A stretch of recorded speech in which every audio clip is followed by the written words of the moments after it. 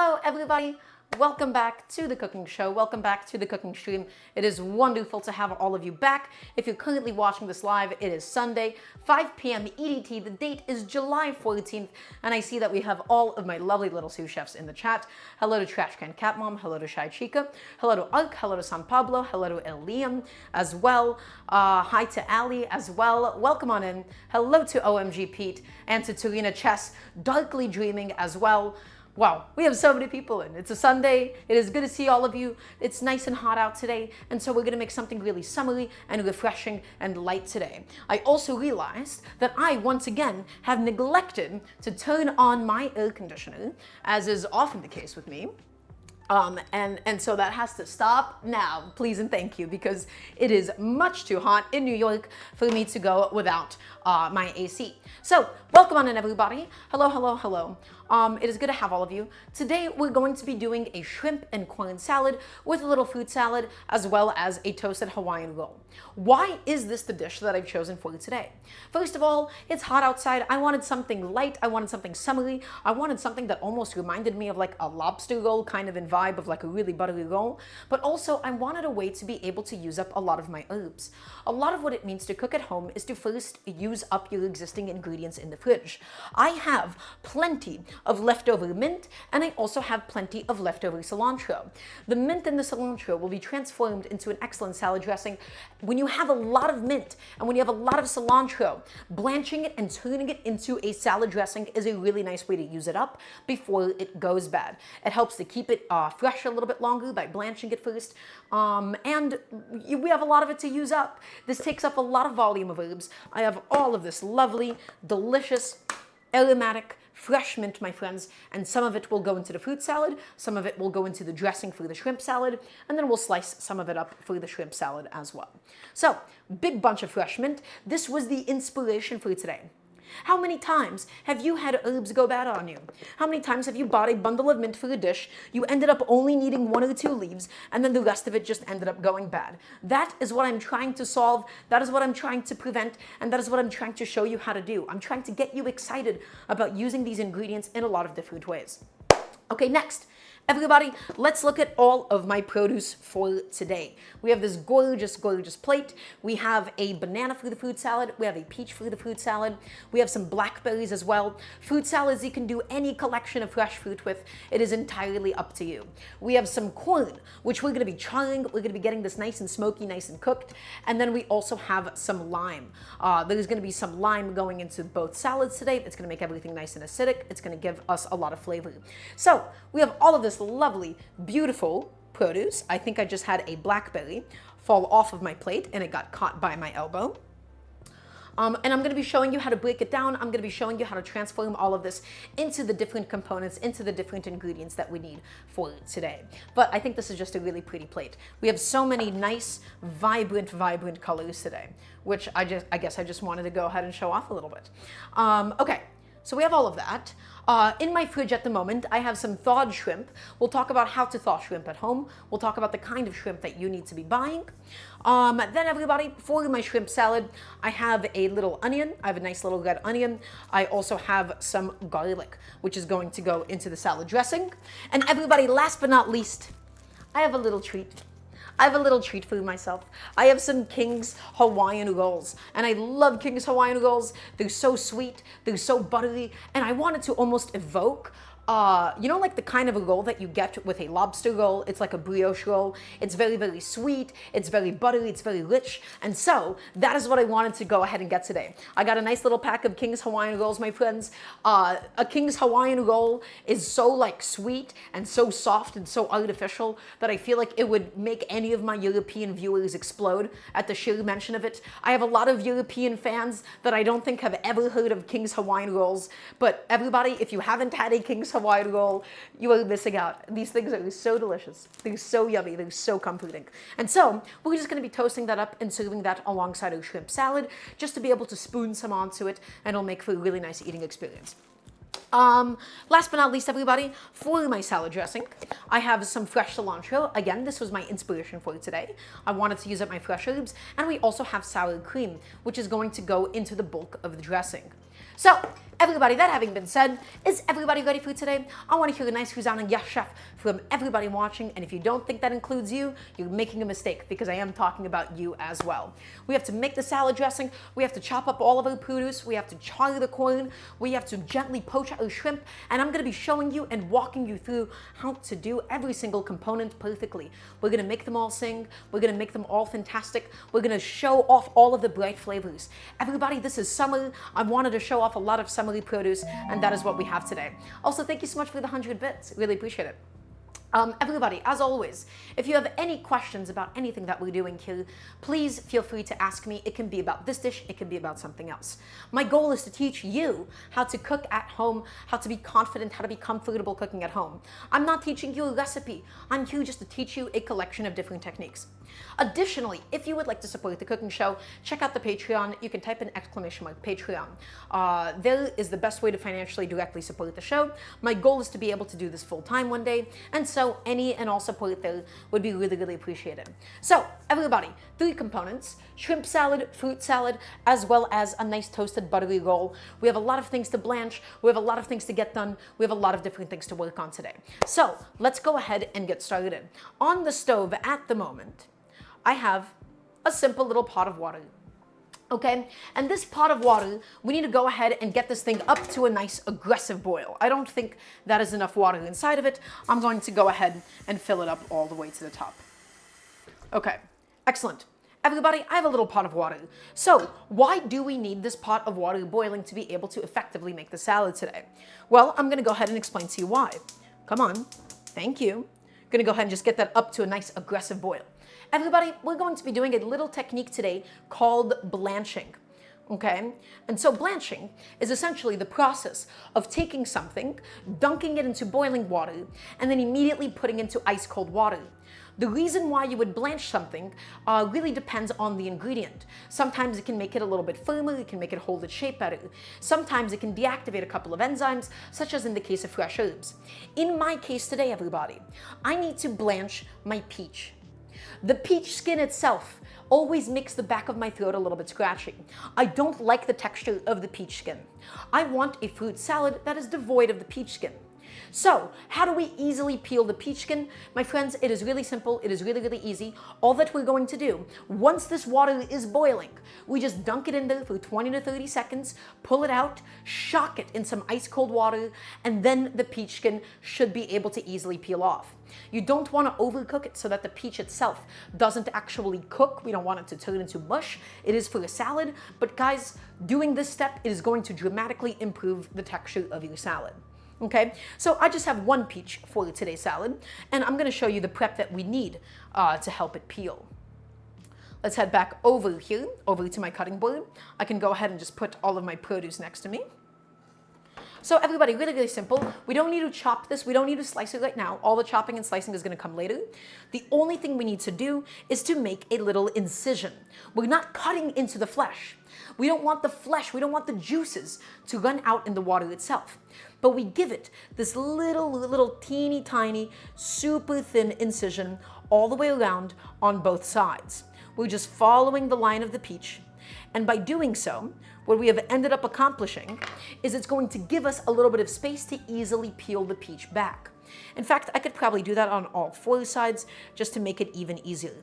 So this is just called scoring. We are scoring the outside of the peach with a little paring knife, just using the tip of it, my friends, and never going into the flesh. Okay? You can barely see it. Now we can forget about the peach. We don't need to worry about the peach until it'll be time for us to blanch it and for us to dunk it into the boiling water. Super simple, super easy. I'm going to go ahead and put that to the side. Next, everybody, in my fruit salad today, I just wanted to pick a collection of different fruit that I feel like would have inspired me in the moment. I do not want you to recreate this exact fruit salad. Go to the grocery store, go to the produce market, and see what you have that is best available to you.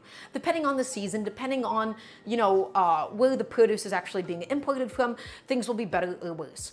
Bananas, I feel like, are pretty good all year round in the United States, just because they get kind of imported from different regions to be able to ensure that. So I have a banana. I wanted that sweetness. I'm gonna have bananas, I'm gonna have peaches, and I'm gonna have blackberries. The blackberries this time, they're a little too acidic. They're a little bit too tart, but the peach is sweet and the banana is sweet. And that should be able to even everything out. So everybody, you know how to peel a banana. I don't think I gotta teach you how to peel a banana aside from I like to peel from the bottom of the banana because that way it gets more of the fibers out in one go. Okay, and it's a nice, ripe, soft banana. It's a little bit bruised. Some would say over-ripened, but I think that is totally okay by me because everybody, I want this to be a nice, delicious, refreshing fruit salad. I want it to be sweet. I want you to be able to eat this fruit salad and go, that's the kind of a fruit salad that I want this to be. I love fruit salads. They're such a nice way of being able to show off produce. Okay, so we just gotta chop up this banana. We're not doing anything crazy with it. We're just going to go ahead and just cut this up into some nice little rounds for the fruit salad today. The only thing is, you do need to consider bananas are soft. Bananas are supple. Bananas are delicate. If you cut this into super thin pieces, they're going to end up breaking apart and turning into mush. Okay, so we want to make sure that we're cutting it into some nice sizable little chunks. So here's what I'm going to do first. I'm going to cut it in half lengthwise like so. And the way that you cut it for a salad, it is entirely up to you, but this is how I like to cut it for my fruit salad. Then I'm going to go ahead and just cut it in half lengthwise, just like this. Do the same thing over here. Just cut it in half lengthwise, my friends. A longer knife probably would have been optimal for this task, but that's okay. We're being nice and delicate. This is a very, very, very ripe banana. And now we're going to go ahead and just chunk that up. Everybody, not too thin. Super, super important. Be gentle. Be delicate. You don't want to destroy your banana. You don't want to turn it into mush. It is a fruit salad at the end of the day. So do not cut it too thin, but we cut it in half lengthwise so that we can get the right size chunks. Nice and thick, nice and thick, nice and thick, nice and thick. Excellent. And let's do the same exact thing. Nice and thick, beautiful little chunks of banana. And the last one is going to be for me as a little treat. I love bananas. Bananas are so good. Bananas, I feel like you can't really have a bad banana, right? You can only have an underripe one. Bananas are like so consistently sweet and yummy, and the flavor of it is always so aromatic. I think bananas, I posted like a fruit tier list on Twitter. I think bananas either put an S tier or A tier. I love bananas. They're so delicious. Okay, so bananas, all done. Not to be like, by the way, like an over dramatic like TV show cooking host. I just really like bananas and I don't eat them nearly as often as I would like to, honestly. We're gonna go ahead and get a nice large enough bowl to be able to accommodate all of my different salad ingredients. Lovely. And we're just gonna go ahead and put it into the bowl. Gonna grab, of course, my handy dandy little bench scraper. Everybody, if you do not own a bench scraper, you are making a mistake. This tool allows you to gently, delicately scoop everything up in one shot and be gentle, be delicate. Do not destroy your supple, your dainty little banana. Also, WW, welcome on in. It is lovely to have you as always. Okay, so banana into the fruit salad bowl. And now, while we're waiting for the water to boil, while we're waiting to be able to blanch our peach, my friends, let's go ahead and deal with the blackberries. The blackberries right now, I have to say they're not the best. They're a little too acidic, they're a little bit too tart, but honestly, that is gonna be okay. That's gonna be okay because the banana is really sweet and the peach is incredibly sweet at the moment as well. So if anything, the blackberry's acidity is gonna be able to balance it out. For a good fruit salad, guys, your heart is your limit. You're able to be as creative with this as you would like. I just wanted to be able to use up some extra mint. I wanted to be able to use up some extra lime zest and make a fruit salad that way. But it is entirely up to you. I'm gonna go ahead and put on some gloves because the blackberries are a little bit acidic and I don't want them to damage my hands too much. So, where did I put my gloves? And I'll also tie up my hair while I'm at it. Does anybody have any questions for me at the moment? And all we're gonna do, everybody, with a nice sharp knife, we're just gonna slice them in half. I don't really like fruit salads that have intact berries in them. Same exact principle as having a salad with whole cherry tomatoes. Because if you try to stab one of this, if you try to stab one of these guys, it's just going to roll around all over the place. So when it comes to cherry tomatoes in a salad, when it comes to blackberries or blueberries or something, I always want them halved. Also, With best. I don't know why the bench scraper has this written on it. MSWGO. I don't know. This is my roommate's bench scraper. So I have borrowed it for today's purposes. Okay, everybody, all that we're going to go ahead and do is just slice them in half lengthwise to be able to expose all of that beautiful flesh from the blackberry. Just take it and slice it in half. Take it and slice it in half. And the reason I want to do this in advance is because I do want my fruit salad to chill out properly in the fridge, right? Also, 80s mullet, welcome on in. You said this is intense and you like it. Well, I'm happy to provide. I consider myself too intense for the thing I do sometimes. This fruit salad is going to have a lot of really beautiful colors in it. It's going to have the yellow bananas. It's going to have these lovely purplish blackberries. It's going to have the peach. It's also going to have some mint inside of it. It's going to be really, really special. Okay, so blackberries with a nice sharp knife, because if your knife is dull, you're just going to squeeze and crush the blackberry and it's going to release its juices all over the cutting board. Having a sharp knife is so essential for preserving the texture.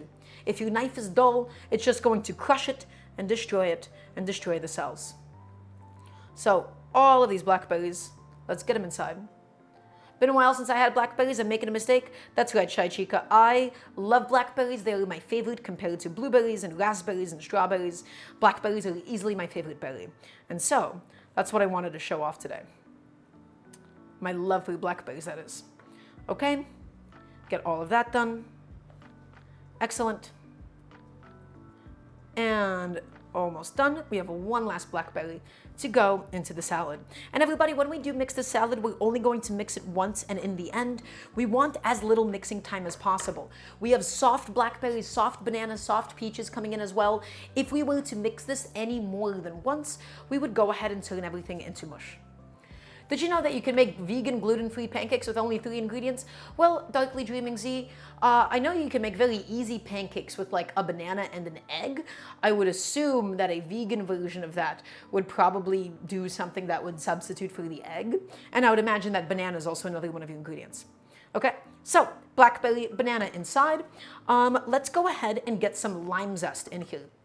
Everybody, I have some beautiful limes. Limes are going to go into the shrimp salad itself, but I want to go ahead and get some of that lime zest out. The lime zest is where all of the aroma, it is where all of the flavor of the citrus is. It is not in the pith, it is not in the white part, it is not even in the juice. The outside of a lime, of a lemon, of an orange, it has all of that lovely aroma, my friends. This tool is called a microplane. Okay, this is a really, really useful thing to have for Parmesan and for zesting citrus and for nutmeg. If you don't own a microplane, they're not too expensive. I really strongly recommend investing in one.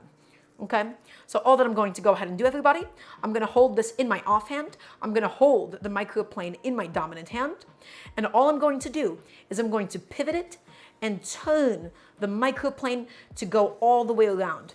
We don't want to just use a few of the blades of the microplane because that part would get dull before the rest of it does. So to make sure that it has longevity and that it's nice and even, we go all the way around, my friends, just like this, all the way, all the way.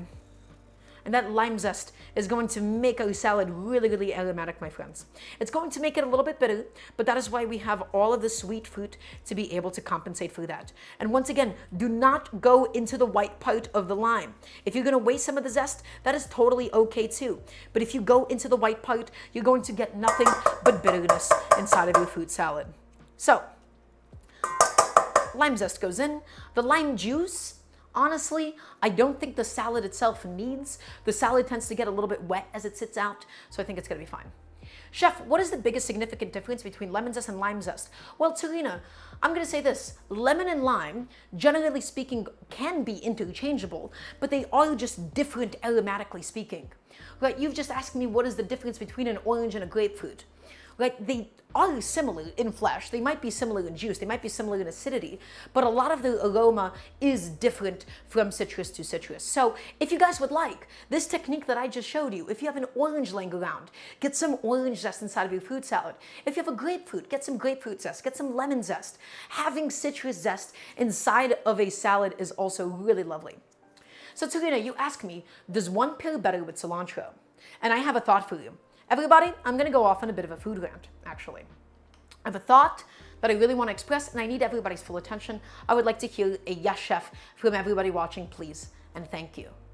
So Tarina, you asked me, does one pair better with cilantro? And the answer is, well, food pairings are fake. Flavor pairings aren't very real. And I'm going to explain to you why. And a very, very similar comparison is color theory.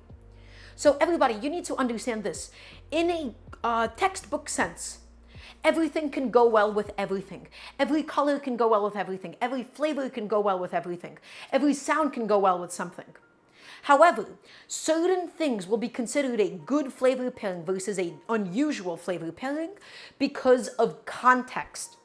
Let me explain to you what this means. So think of Latin American cooking. You have limes growing, you have cilantro growing. We have come to associate limes with cilantro.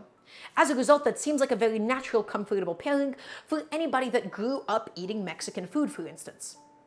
Does that mean that lemon and cilantro will be bad? No. Does that mean that lime and cilantro is better? No. But what it does mean is lime and cilantro are more familiar for us because that is what we might have grown up eating. That is what we might have grown up associating it with, right? We might have associated a, dish tasting this way and a dish tasting that way. Things that taste bad means that they've deviated too much from the context that we have been brought up under. To make food that is new and exciting and interesting, you have to know how different can you make something. So, lemon and cilantro sounds delicious. Will it be bad? Absolutely not. But it will be a little bit different from the context of lime and cilantro that we might have associated with. Music is very, very similar. Everybody, this idea of harmony, this idea of a 2-5-1 working, it's because of the fact that this is what is used in jazz. This is because of things that have been integrated into us. Western harmony and major scales sound happy and minor scales sound sad because of the context with which it was taught. So my answer is, ultimately, any flavor can go with anything, but you have to first look at what already exists and how much can you get away with deviating from it. You can't make completely new things without context. Did that make sense? Did everybody pick up on what I'm trying to say here? Basically, all of theory and anything, all of creativity is in the shoulder of giants. It is built off of the shoulder of giants, and so we have to treat it as such. We can't go too far into one direction. We first study what already exists, and then we think about how to develop and change it.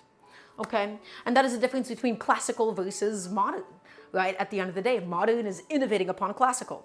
And that is the lens with which I think is very important to view things like food. Look at what people are already doing, look at what cultures and cuisines are already doing, and think about how you can do something a little bit differently, is gonna be my answer for you. Okay, everybody, my water is now officially boiling. We're going to go ahead and get my ice bath ready to go because I don't want to overcook this peach.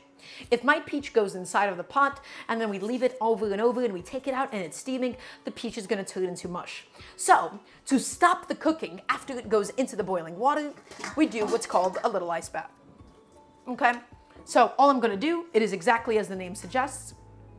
It is water, it is ice inside of a bowl to be able to rapidly chill and stop the cooking of something. I'm going to just go ahead and grab a nice proper scoop of ice. So everybody, please forgive me while I do so.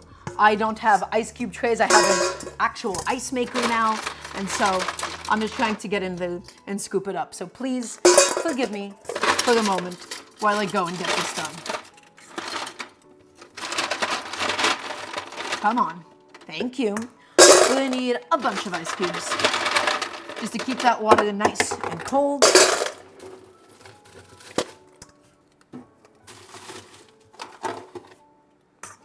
Excellent. And I'm just going to go ahead and fill this up with some nice cold tap water.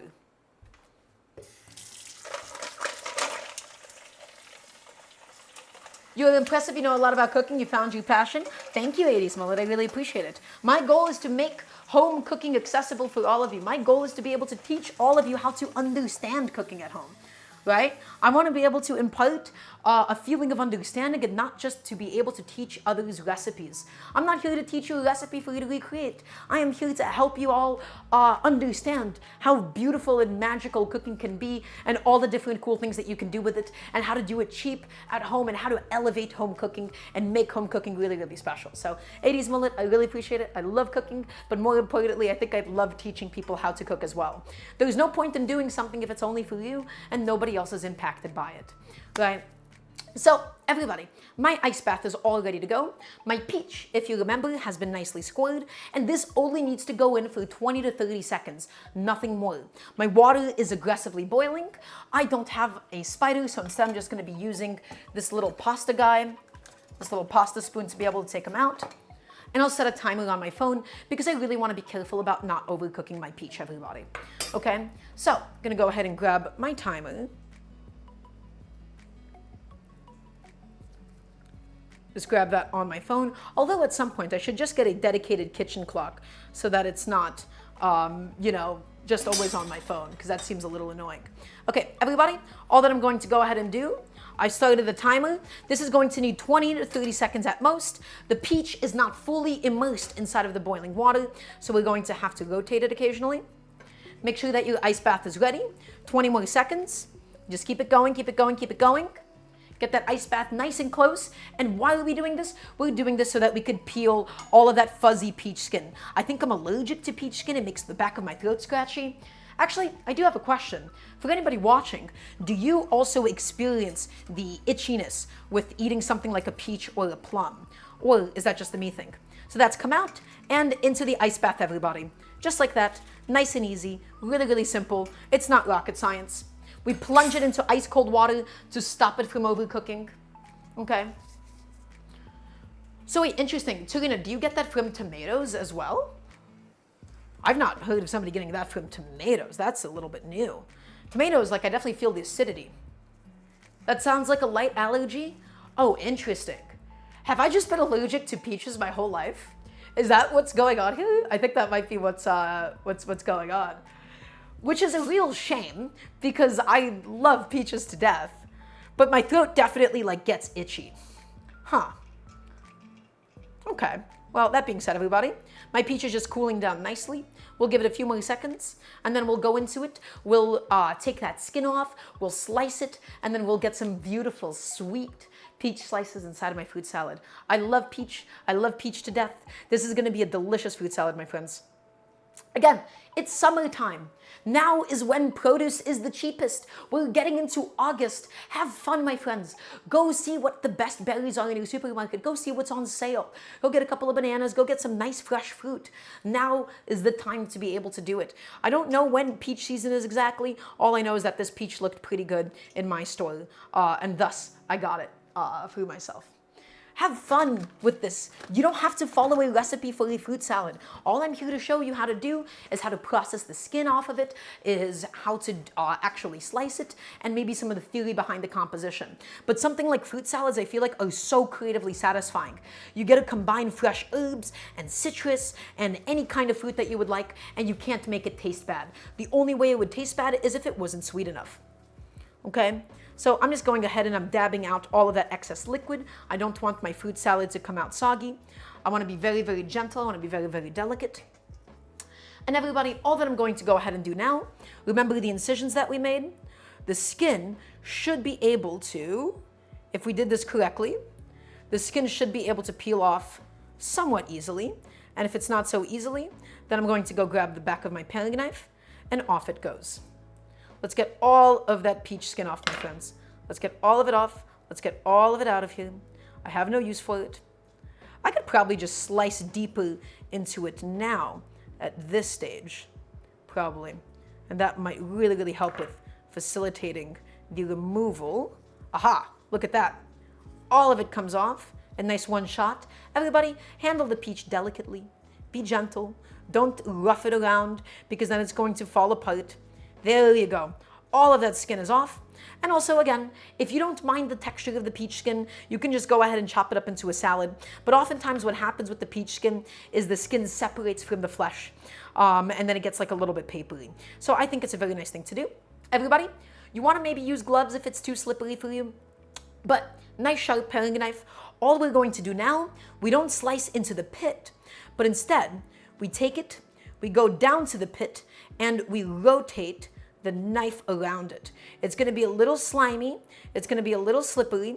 You don't need any force with the knife, just rotate it around the pit to the best of your abilities. Be really, really careful, my friends. It is a sharp knife that we are handling here, and the peach is super, super slippery. So, hopefully, now that we've sliced into it like this, it should be able to separate really, really easily. Burner oddness. So wait, what happened, Harold Spark? Ah, I don't think I got the pit out. I don't think I got the half of the peach out.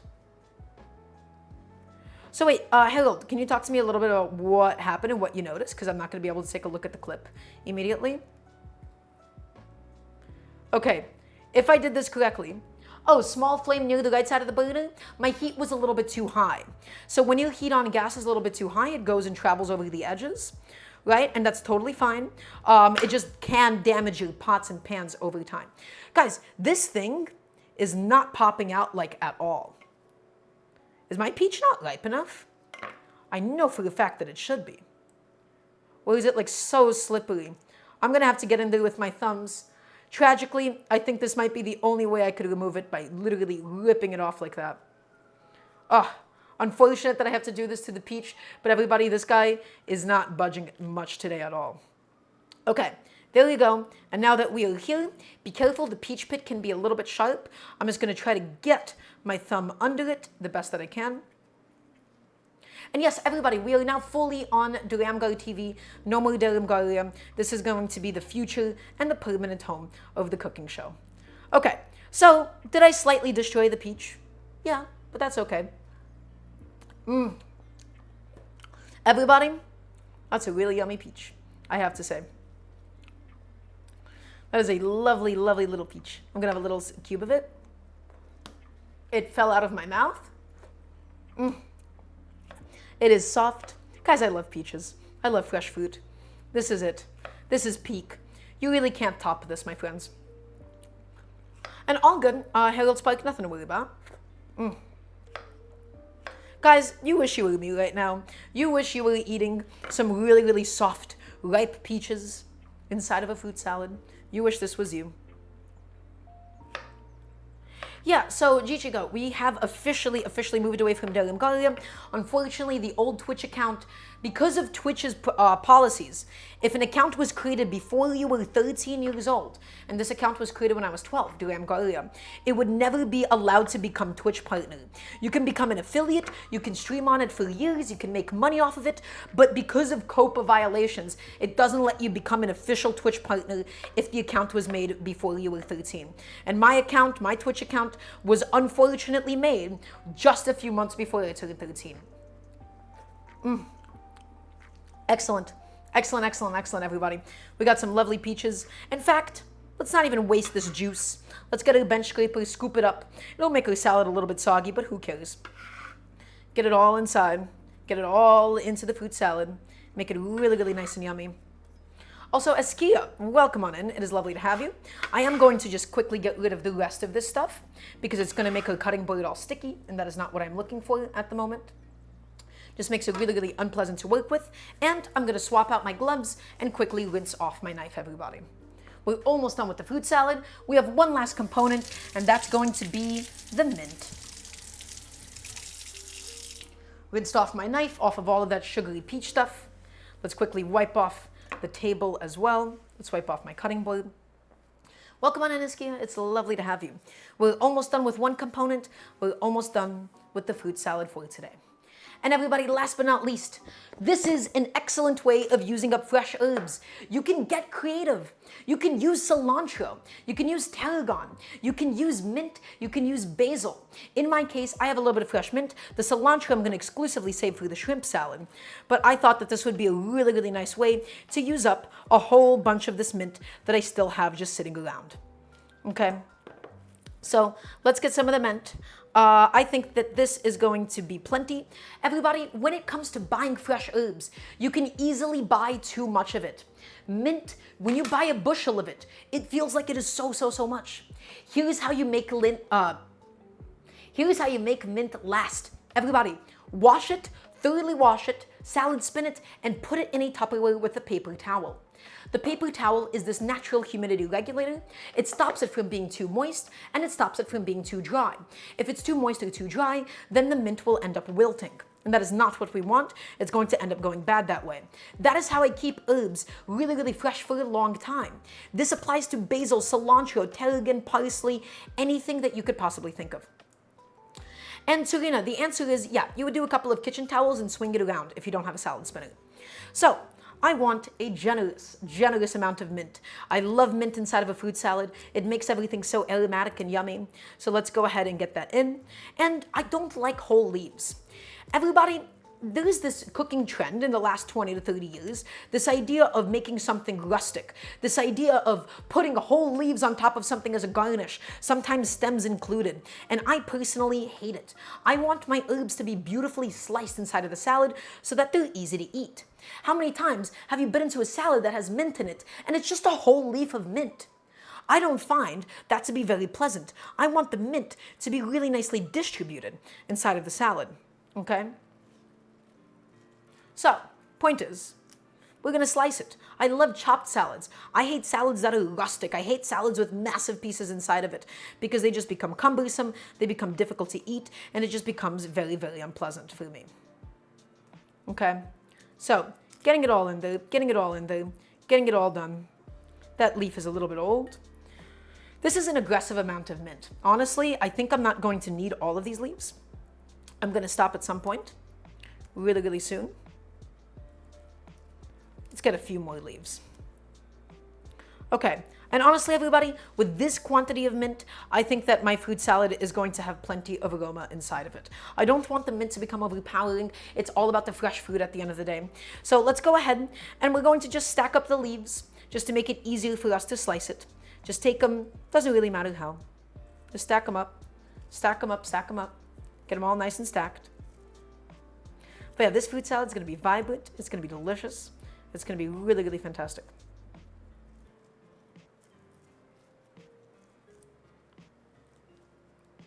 Okay, I'm probably going to have to do that in 2 little batches. So everybody, technically this is a technique called a chiffonade. It doesn't really matter. All I'm doing is I'm taking the mint leaves, I'm stacking them up, and with a really nice sharp knife, everybody. The key is to not crush it. Do not chop it. No vertical motion. You want a nice sharp knife, minimal vertical force, and just gently slice it, my friends. Not a crush, not a chop, but a slice. If you take a dull knife, or if you take it and you chop it, you're going to end up crushing all the cells. The mint is going to turn brown, and it's going to oxidize and lose a lot of its flavor. So everybody, gently slice it. Slice it and slice it and slice it. Also, Eskia, I'm glad that I'm able to help out so much. In that case, slice it. Slice it with minimal vertical force. Minimal. Okay? There you go. Beautifully sliced up mint. We don't need to go much more than that, honestly. This is going to be perfect as it is. Take this, scoop it up inside. I'm going to rinse off my bench scraper because it is covered in peach juice. And that is not what I want at the moment. Not one bit. Okay? And let's go ahead and do the same with the next stack of mint. And then everybody, my fruit salad is going to be done. We can adjust it. We can taste it. I'm going to taste it to see if I want any acidity. And if I want acidity, I'm going to add in some fresh lime juice. And I think that would make it really yummy. But everybody, if your fruits are in season, you don't need a syrup. You don't need maple syrup. You don't need honey. How many times have I seen, like, especially like school cafeteria fruit salads that are doused in like a sugar syrup? If your fruits are in season, parentheses now, your fruit salad does not need any additional sweeteners. I don't like to cook with sweeteners. I like to add sugar as little as possible. I like to just use my ingredients because guess what? Everybody, in our diets, we get plenty of sugar from so many different places, right? We don't always need to max everything out. We don't always need everything to be maxed out on sugar. So take it once again and slice it and slice it. I want a nice thin slices, all the way through. Minimal vertical force, slice it, don't chop it, Slicing and chopping are not interchangeable terms. Slice it and slice it and slice it and slice it and slice it. Excellent. Everybody, I believe I can say with some amount of confidence that my fruit salad is all done. And now we're going to gently, gently, gently mix this up. We're going to grab 2 spoons. We're going to gently mix it, and then this will be all ready to go for today. Okay? Look at that salad. Beautiful. I'm going to go ahead and grab 2 dainty little spoons. And I'll probably leave like a serving spoon inside, like something like this guy, this blue silicone spoon. Just take it and toss it and mix it up. Gently, everybody, go under the produce and lift it up and toss it around. Do not crush your beautiful fresh peaches. Do not crush your bananas. Do not crush your blackberries. You don't need to do any of that. Just mix it around. Just mix it around, my friends. And that's going to be it. We'll chill it down, and this will be ready for consumption. Get all of those little pockets of the mint. Get all that lime zest nice and incorporated. And now, I think my camera might be a little bit too harsh, right? Like the contrast on it is kind of crazy. It's not the best lighting in the world. But this fruit salad, I can say with confidence, is all done. And everybody, so important that everything is cut to roughly the same size. Otherwise, you're going to get the small pieces on the bottom and the big pieces on top. If you cut everything to the same size, it's all going to be really, really evenly distributed. Sammy's Wow, welcome on in. It's lovely to have you. I'm going to go ahead and have a little spoon of the fruit salad, see how it came out. And also because I think I deserve a little treat. Chat, do I deserve a little treat? I want to hear a nice yes, chef, please and thank you. Let's grab some banana, some of the peach, some of the blackberry, some of the mint and the lime zest.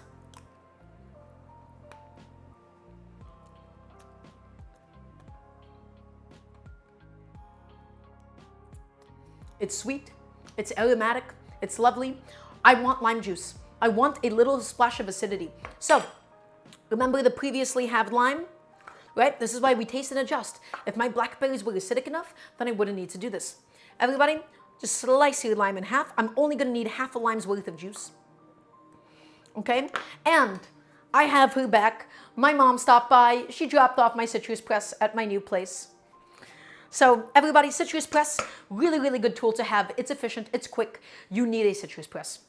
We're going to go ahead, put it flesh side down, not flesh side up. Many people think it's flesh side up. Nope, it's flesh side down. Pop it down, pop it in, give it a nice big old squeeze, and let's get that lime juice nice and incorporated in my fruit salad. And that's just going to balance out the sweetness. It's going to add another dimension of flavor inside of everything. Is this necessary? No. It is up to you how you want to do a fruit salad. I wanted some lime juice because I love lime juice. I love that acidity. How am I settling into the new place? I gotta say, fantastic. The first week has been a little rough. Had some bugs, had some ants, had to go call the landlord to fix the AC. But ever since then, I think everything has been mostly okay. So everybody, what is in my fruit salad? I have blackberries, I have banana, I have peach, I have mint, lime juice, and lime zest. Is this the exact fruit salad that I want you to make? No. I want you to go to your grocery store and I want you to see what is currently looking the best at the moment. I want you to look at what's in season. I want you to make something out of all of that. Okay? Chef, if we chop a lemon or lime with a carbon steel knife, should we rinse and dry really fast? Yes, Turina. If it's with a carbon steel knife, you really, really should try to rinse off the acidity and then dry it off super, super quickly. So good question. Okay, I am going to grab just a nice little container to put this all into, I think. I don't think I really, really need to keep it in a bowl. I'd rather use that bowl for something else later on. So let's go grab a nice Tupperware now that we've mixed it all up. I have to get on a little step stool to be able to reach, and hopefully the Tupperware will not come crashing back down on me. Please, I am begging you, do not crash on top of me. Please, thank you. Now, where is the lid for this little guy? These are not my lids, these are all of my roommates' Tupperware, and so I'm not the best acquainted at the moment, I suppose, with all of this stuff. Okay, excellent.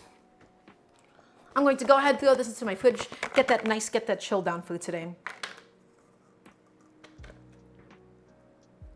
All of that packed in, gently, gently level this thing out. And that is my beautiful, my gorgeous fruit salad for today. This is the kind of a thing, by the way. Chef, are those parachute ants? Wait, what? Are those parachute pants? No, these are just sweatpants. I don't think you guys have ever actually seen my pants on stream before, but sure.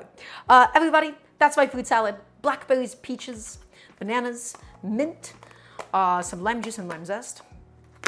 And something that I picked up, so I never really worked at a restaurant, but I used to apprentice at one. And so a really, really common thing that you would see in food service, everybody, is a Sharpie as well as some masking tape. Always date things, always label them. This is a habit that I'm recently getting into. It helps me remember when I've made something. I cook all the time. I cook 3 times a week for the show. So I'm just gonna go ahead and label this.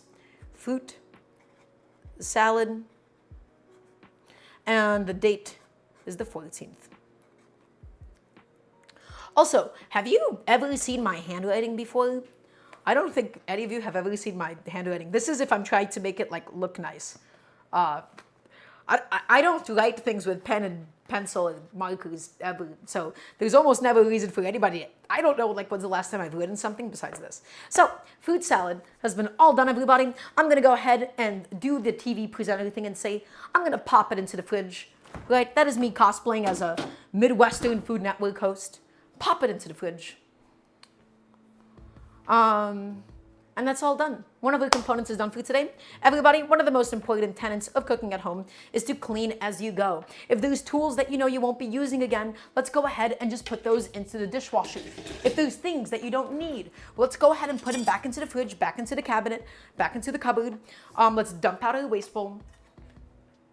Right? Because cooking at home is all about cleaning as you go. You don't have somebody typically doing the dishes for you, right? You don't want to make a lot of dishes. The best time to do so is after you finish something or when you're waiting on something while it's stewing and boiling and bubbling away, okay? So this bad boy, I can also just go ahead and put back behind me. I have no use for this at the moment. Okay, excellent. I'm still gonna need this. I don't think I need this wooden spoon anymore. Well, actually, maybe I will. Maybe I'll just keep it hanging around. I'll rinse them off. I'll set them aside. I have a feeling I'll use them later. I'd rather try to get into the habit of like rinsing things off as I go so that I don't use a million different pieces of kitchen equipment. I feel like a really, really bad habit of mine is as soon as I'm done with something, I immediately put it into the dishwasher. And so I guess what I'm just saying is I'm practicing not using as many dishes. I think I have a really, really, really nasty habit of using a million of them. And as I'm doing that and as I'm learning how to do that for myself, I think that would be really, really important for me to impart onto and teach all of you how to do as well. Okay, so I'm going to go ahead and also rinse out this old salad bowl that once held some of the salad components, and we'll use it again for something else.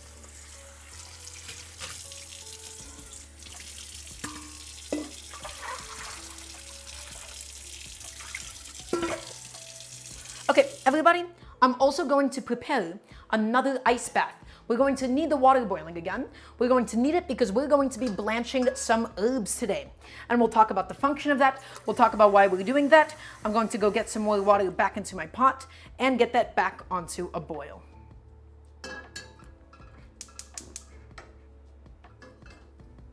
So really quickly, I'm going to go ahead and take care of that.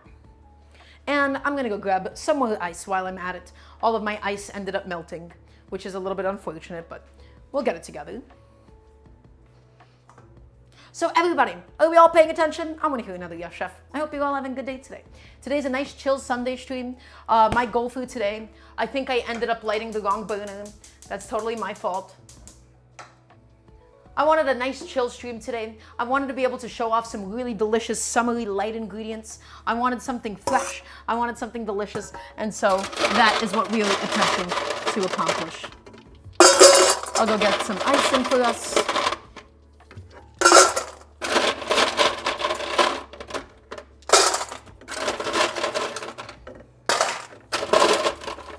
Excellent. And I'll get my ice bath all set up. Okay. Gonna get that into my bowl.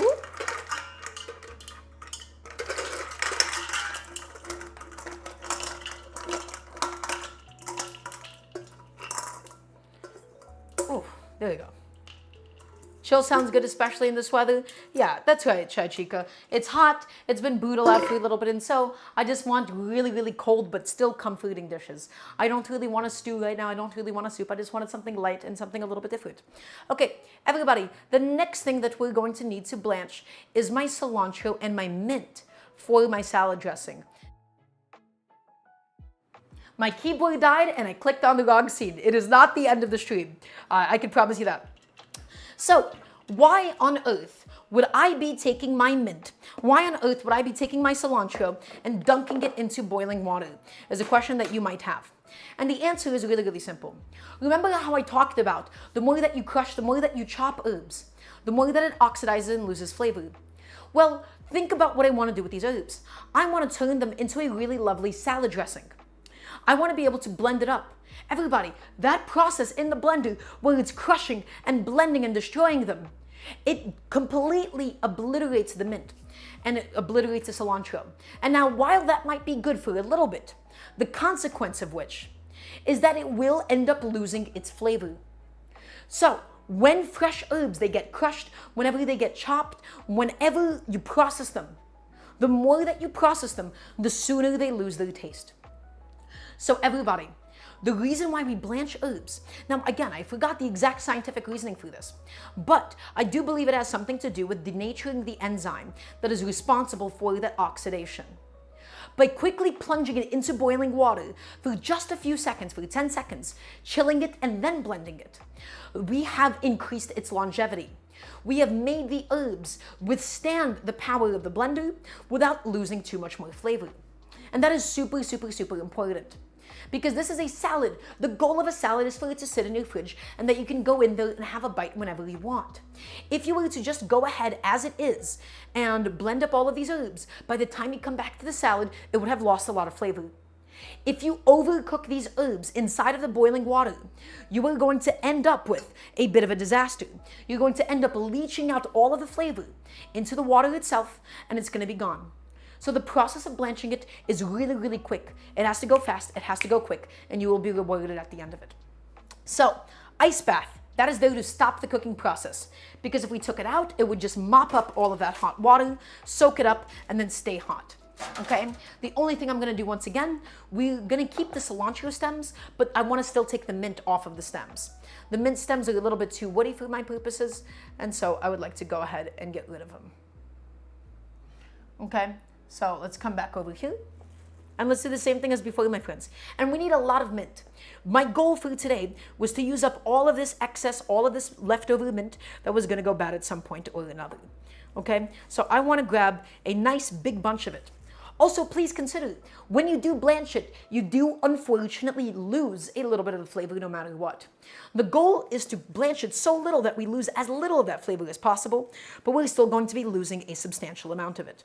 And so as a result, to be able to compensate for that, we're going to need a lot of mint. This salad dressing, trust me everybody, it's a nice way of using up a bunch of herbs. The volume is all gonna get shrunken down. You're gonna see how much they collapse. If you've ever cooked with spinach, you know how much spinach collapses as it cooks. Right? So, one by one, all I'm going to go ahead and do is just take the mint off of the stems, pluck it, and throw it onto my cutting board. Get it all ready for the blanching. And then the cilantro, we're going to keep stem on. The cilantro, that does not necessarily need to come off the stems. The stems aren't nearly as thick as they are on the mint. Okay? So just pluck it. And it's okay if there's a couple of thin stems on the mint. Just don't need all of it. Lovely. Nice and simple, nothing complicated, nothing that we haven't done here before. And yeah, everybody, again, my goal is to teach you how to use up a bunch of herbs at once. Turning them into a salad dressing is always a really, really nice way to do so, especially if they're a little bit older, especially if they're going bad a little bit. That is what you can do with them. Oftentimes, when you buy things like mint, when you buy things like cilantro, you don't have a lot of control over the quantity that you're buying it in. You buy it in a massive bushel, and a lot of people, their workflow is they buy mint, they buy cilantro, they use it for one dish, and then it goes bad in a few days. I've already taught you how to keep it in your fridge so that it lasts as long as humanly possible. Okay? And now I'm going to show you how to use up a big bulk of it all at once. Again, this is all in the interest of using up your produce before it goes bad. Use it before it goes bad, and that is how you become an efficient home cook. Also, you're just welcome on in. It's lovely to have you. Thank you for the compliment on this shirt. It is a shirt, it's a tank top, right? Shirt's a little bit more general of a terminology. So let's get all of that mint nice and plucked. So this looks like a lot of mint. This looks like an aggressive amount of mint. But again, please consider the mint will lose some flavor in the blanching process. And additionally, is all going to shrink down. It's going to shrink down, it's going to get blended up, and it's going to become a part of the salad dressing. The reason we dunk it into boiling water to begin with is to give it some longevity. The process of blending it will crush all of the cells and cause it to oxidize. By blanching it first, we slow that process down and stop it from happening. Okay? Is it gonna shrimp down? I don't know if that was a good pun. You just, sorry, maybe your username was a little bit fitting there, actually. Okay, I'm waiting for the water to get back up to a boil, and the only thing I'm gonna go ahead and do now is I'm gonna just section out the amount of cilantro that I want. I want this dressing to be green. I want it to be aggressively green. I want it to be super, super vibrant. I want it to have a beautiful hue. If you have a ton of herbs, do you ever dry them before they go bad? Splatter booth? Nope. I just use them before they go bad. This is a nice way to use up herbs that are about to go bad. The technique that I've showed you here. Okay? So all of this cilantro, neither of them are going bad at the moment, but it's just, again, good practice for me at least. So all of that cilantro, the cilantro, we're going to go ahead and keep it on the stem. Right? The mint and the cilantro will become a part of my beautiful salad dressing.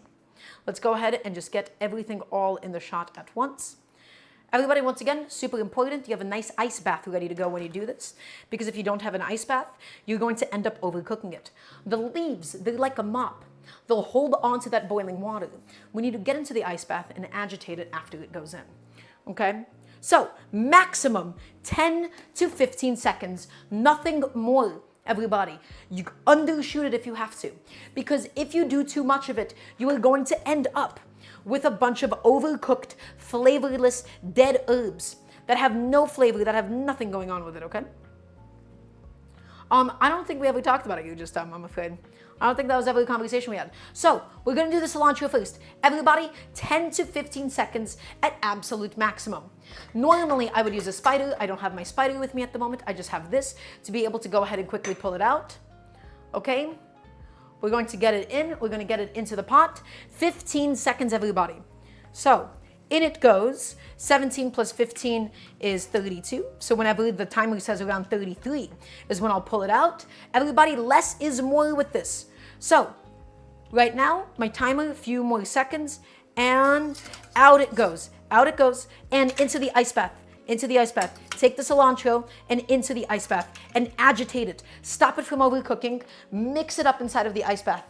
Mix it up, mix it up, mix it up, mix it up, so that you can go ahead and quickly shock it. Count JP, welcome on in. It is lovely to have you. Welcome to my new kitchen. So, nice and agitated, nice and chilled down. Let's go ahead and do the same exact thing with my mint, everybody. Okay? Reset that timer, reset that clock. Again, why are we doing this? It's so that it's able to hold up to the blending process. So, let's go ahead and get all of my mint leaves. I'm gonna go ahead and stack them up. Get them all ready for the blanching process, my friends.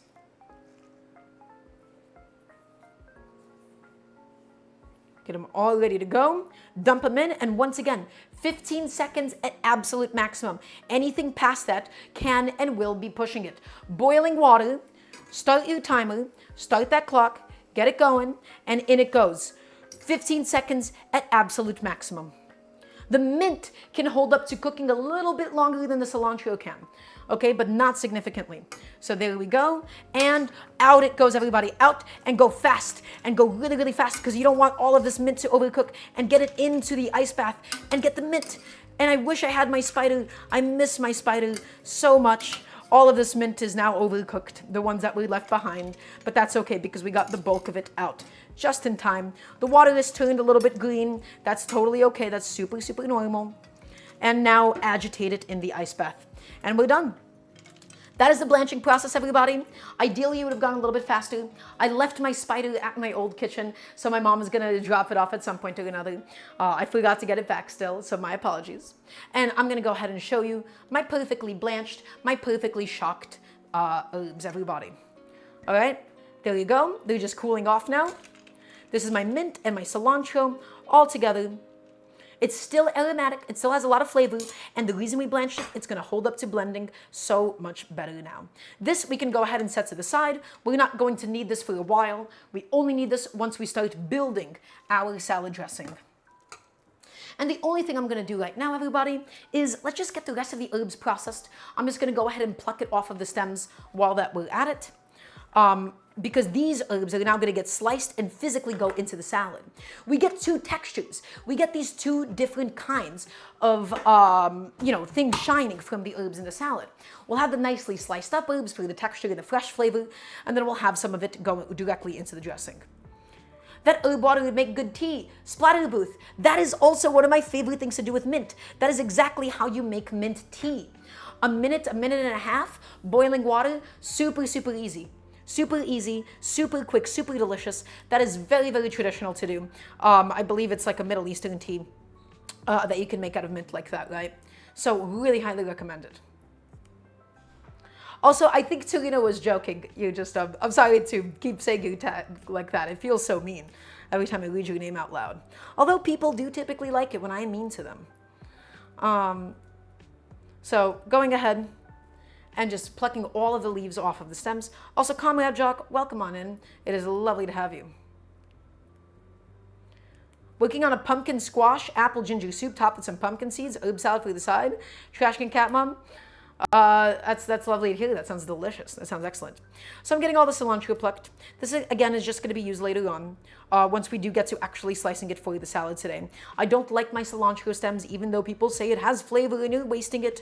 I don't really particularly like the how do you say? I don't like the woodiness of the stems. So Comrade Jack, you like the stalks on a coriander? Then you are more than welcome to keep it in the salad in that case. You're more than welcome to. Sky's the limit. Go ahead. You have my full encouragement. Okay.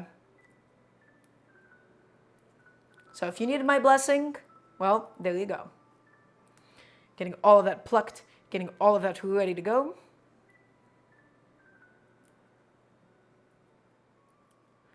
And that should be good.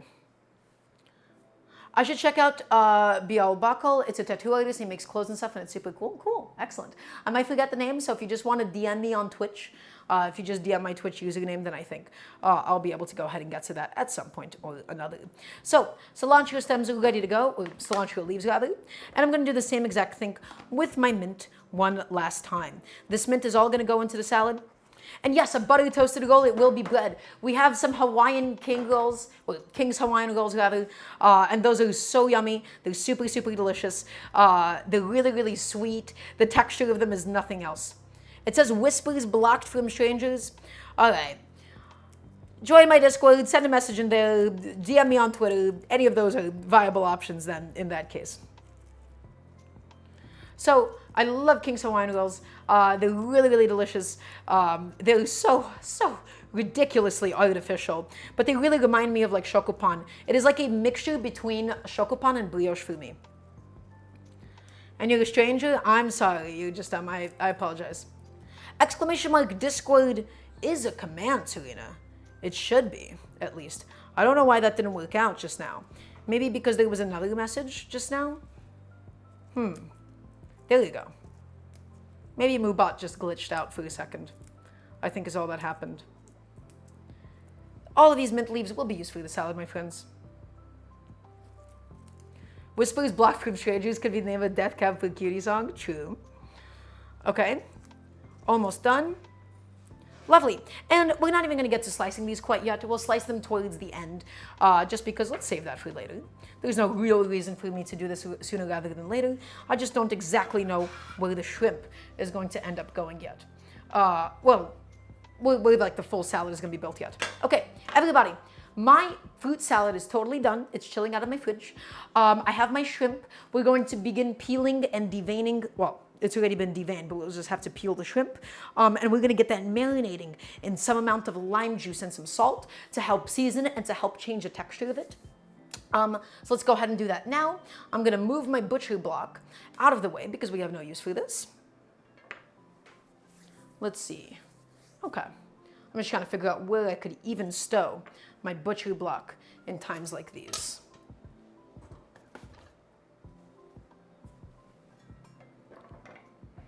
You would love some shrimp right now? Well, Sammy as well, guess what? We're gonna have some shrimp coming up really, really shortly, really, really soon. Okay, and I'm gonna go ahead and grab a little bowl to be able to mix the shrimp around in. And let's get my shrimp out of the fridge, peel them, get them in with some lime and a little bit of salt, and then just chill it back into the fridge until we're ready to poach it. Okay, everybody, let's talk about buying shrimp. I need everybody's full attention. I need to hear a nice yes, chef, from everybody watching, please and thank you. I'm going to teach you how to buy the best possible shrimp that you can every single time. Okay, so number one, unless you are living somewhere where you know that this shrimp came fresh off the boat or you're buying it live, do not, and I repeat, do not buy shrimp that is thawed and at the seafood counter. The shrimp that is thawed and at the seafood counter has already been previously frozen. It already has been frozen and you don't know how long it's been sitting out there. Thawing shrimp takes almost no time at all. It is quick and it is easy and anybody can do it. You want to buy shrimp. Typically, shell on, head on would be ideal for a lot of different dishes. In my case, these are called easy peel shrimp. So this is shell on and the vein out. Okay, and you want to buy something called individually quick frozen shrimp. Not block frozen, not in a block of ice, but individually quick frozen. Put in a bowl, run in cold water, defrosts in 10 minutes. Super, super easy, super simple, okay? And we only buy frozen shrimp. That is how you get the freshest quality shrimp at the end of the day. Tarina, you said that you refroze stuff at the end of the day? That sounds awful. That sounds terrible. Buy frozen shrimp unless you're getting it off a boat, unless you know that for the fact that this is coming in fresh and they killed it for you or something. Buy frozen shrimp. So, we don't need the shells today. Sometimes I save it to make a stock. I'm not planning on doing a shrimp stock anytime soon. So all that I'm gonna go ahead and do, these are the easy peel shrimp. One day I'll be able to buy like head-on shrimp and be able to show off how to do that. So just take that, pluck that out, and into a little bowl it goes, right? This is easy peel. It's so easy that I don't really need to teach you how to do this fully, right? It is kind of meant for people to just really, really get in there. So really important, everybody. I just really want to make sure that the shrimp, just poaches very gently, very, very easily. Oh, I could have actually probably kept the shells on and peeled them afterwards. Oh, nah, it's too late. I'm already peeling them. But yeah, no, that's crazy, Tarina. I can't believe that they made you do that. Refreezing like seafood, that sounds like an actual like health and safety hazard. But yeah, everybody, if you would like, you can keep the shells for a later date. You can keep them for use in a shrimp stock. In my case, I will not be doing such a thing. I'm only just going to be getting the meat out. Buy frozen shrimp. Sometimes it's cheaper than the fresh shrimp, so to speak. Cyber Goth Foods, welcome on in. It's lovely to have you. Peel them up. Peel them up, peel them up, peel them up. Get it in there.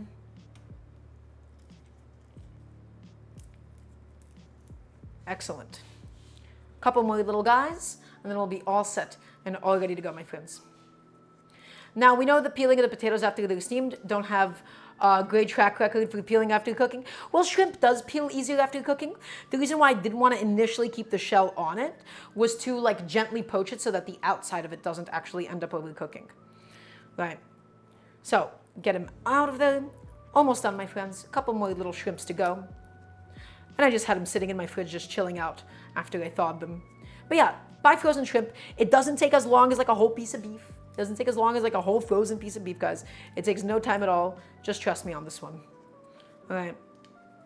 Do I use disposable gloves or reusable ones? Good question. Comrade Jock, these are disposable nitrile gloves. I need to have gloves on when I cook because I have eczema on my hands, and so they get dried out and painful very, very easily and inflamed. There are not reusable kitchen gloves because typically those would require a much thicker kind of plastic. They would require like a really, really thick latex, at least conceptually. And so that makes it very, very clunky. These are just cheap nitrile gloves. It is unfortunately wasteful. It is unfortunately probably not the best for the environment, but that's what I'm doing here. If you don't like holding raw meat, guess what? Nitrile gloves. And these are black ones because they look cool. although you can probably buy them in any color. Nitrile ones tend to fit the best. You want to make sure that you get powder free. Latex is not really the standard, right? So this is what I use. Okay. That's right, the environment. It might not be good for the environment, but again, those are consequences that I am fully accepting at the moment because I have prioritized my eczema and my beautiful production gloves above anything else. Okay, and everybody, last but not least, this last little shrimpy. Excellent. I'm gonna go ahead and just quickly peel off my gloves. Get that all into my little trash bowl as always. Everybody, I'm gonna go ahead and just pop this into the dishwasher because we are officially done with this plate. We have no more use for it at the moment. And so, now, let's talk about marinating. Everybody, I need your full attention once again. We're gonna talk about marinating misconceptions and when marinating actually works and what it does and the different kinds of marination. Okay? Everybody, I'm gonna say this right now.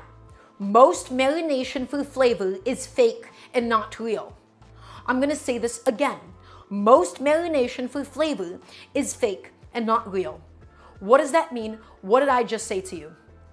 There is a lot of romanticization of adding spices and letting it sit for 30 seconds.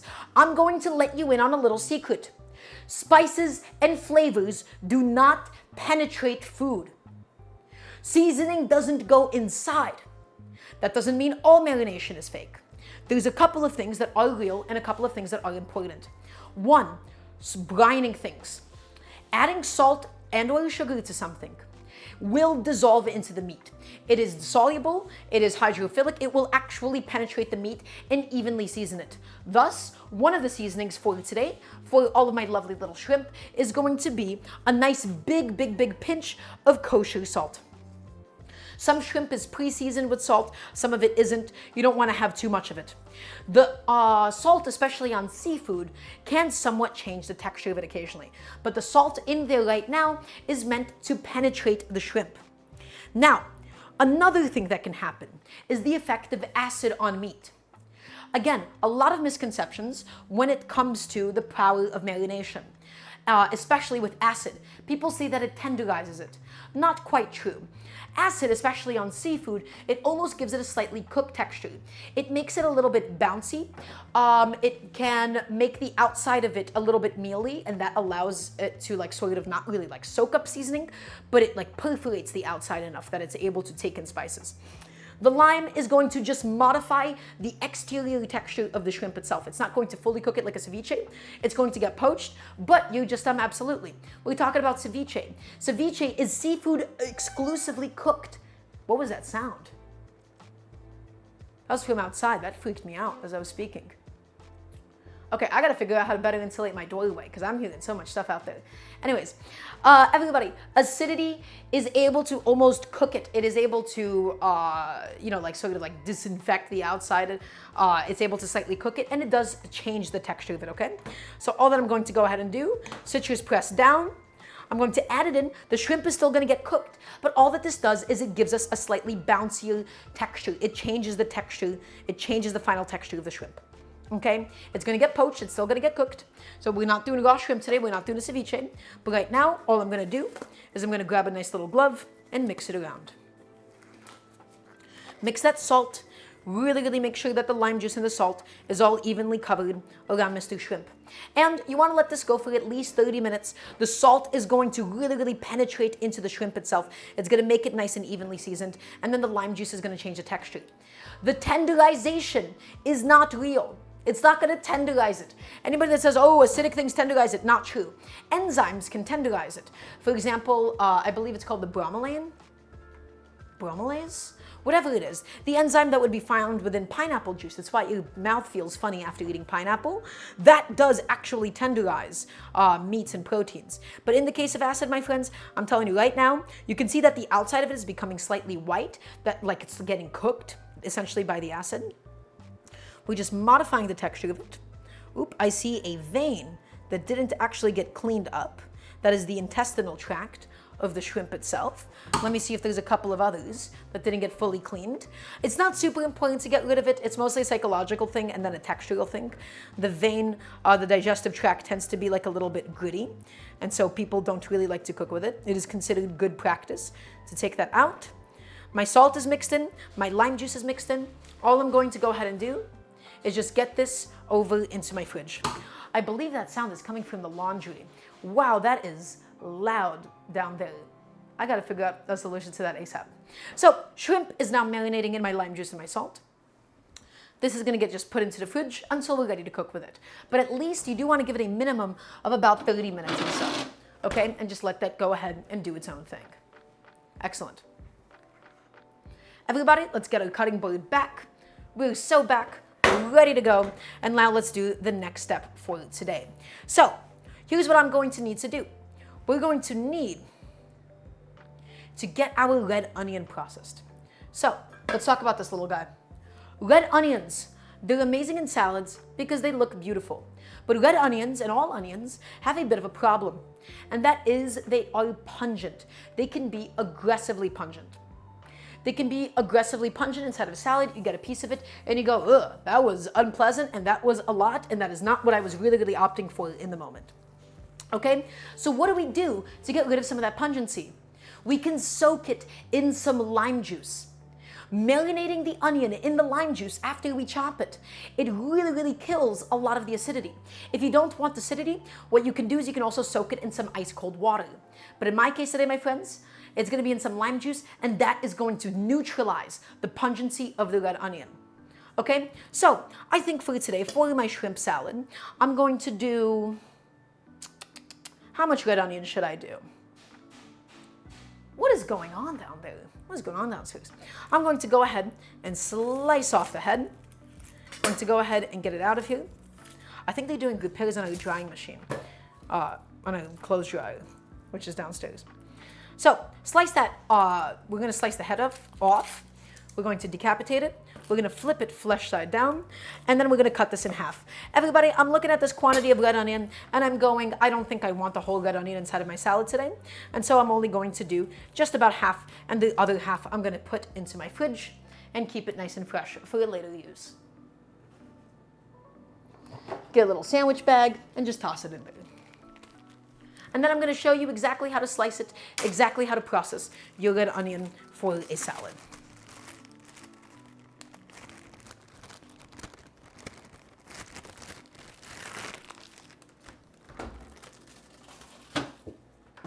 So everybody, you must now make the consideration, what size pieces do you want inside of your salad? For today, I'm actually going to go for quarter rings. Okay, because I think they look pretty. I think they'll look really nice. They'll be nice and stabbable by the fork. Okay? All that I'm doing is I'm peeling back the onion. I'm peeling it back, I'm peeling it back.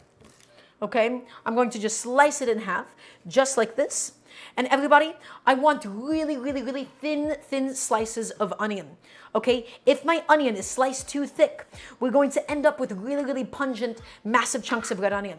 How many times have you had like a pizza restaurant salad where it's just big slices of red onion thrown on there, and it's pungent and it's sharp and it completely covers your palate and it sucks? I don't want that. I want it delicate. And so thin, slice it, my friends. Super sharp knife, slice it, get it processed. Get it ready for the salad. I'm not looking for paper thin, I'm looking for a few millimeters above paper thin today. Okay, yeah, pizza place salads, they are truly awful. Massive pepperoncino in there, big slices of bland tomato, a bunch of iceberg lettuce, massive just slab of red onion, and then you douse the whole thing with some sort of a dressing. No, it's not for me. I don't understand it. So very slowly slice it up. Beautiful, nice, again everybody, thin slices, but not paper thin necessarily. You could also use a mandolin for something like this if you would like. And let's do the same thing with this side. Slice it, slice it. And this is, I think, is gonna be more than enough onion for my salad today. Again, red onions and shrimp, contextually, with the lime and cilantro in there, this is almost like a ceviche, honestly. Okay? You're backer than ever? You're so back. What's up? You're just, How can I help you? I sent you a message on Discord. Excellent. I'll go ahead and check it out after the stream because right now we're just in the show. If anybody has any questions about this, please feel free to ask me at any point. Okay, so all of my red onions, nicely and beautifully sliced up, my friends. We're going to go ahead and take a nice bowl to be able to accommodate all of my lovely little red onions. And we're going to soak it inside of the lime juice. And once again, the lime juice is going to kill the pungency of the onion. That is why we are doing this step in advance, everybody. This is going to really, really, truly upgrade the salads. Okay? It really, really makes a huge difference. I highly, highly recommend this method. Please, please, please do not sleep on it. So, where's Jack? We'll talk about that later, Liam. Anyways, red onions. All I'm ready to go. Now, we're going to go ahead and zest and juice my, my lime in here once more. Let's go ahead and zest it up, everybody. My citrus zester, my microplane is here because it's always easier to zest before you juice. A kid you went to school with in second grade used to bring raw onions and eat them whole. I used to eat like chunks of raw onions. Thank you, Tarina, very helpful. Perfectly sliced onions. Let's go ahead and get that lime zest inside because again, it is almost always easier. Well, actually, we don't need it with the onions. This is gonna be used for the salad dressing later. I'm not gonna put that, I want the zest to be blended up. So instead, I'm gonna just put it onto a separate little dish for now at least. Again, just makes it so much easier if you do this now instead of later. Okay, there you go. He would eat them like apples. Well, I don't think I could do something like that. That's a little intense for me. Let's get that lime and let's go ahead and juice it up. Let's juice it and let's get that thing marinating, my friends. Lime down, give it a big old squeeze, press it down and cover it with that lime juice. So, you know, I could eat a chunk of onion. I just don't think it's all that pleasant. I don't really enjoy doing that. Let's get that lime juice once again, everybody. We're doing a whole lime's worth of juice. And this is going to really, really help to thoroughly cover it and coat it and to once again kill that pungency. Take it and just mix it up with the juice. Mix it up, mix it up, mix it up. Mix it up, break it up. Excellent. And just let this sit. Let this go 20, 30 minutes, something like that. Up to you, really.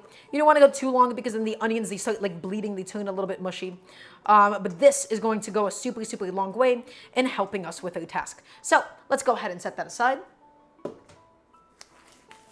I'm going to dump out my waste bowl. And everybody, because I'm working with a carbon steel knife, I need to go ahead and rinse it off and keep it dry.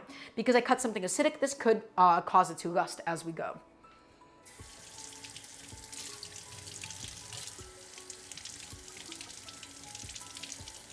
So just rinsing off all of that acidic lime juice. And I'm going to go ahead and thoroughly dry this bad boy off.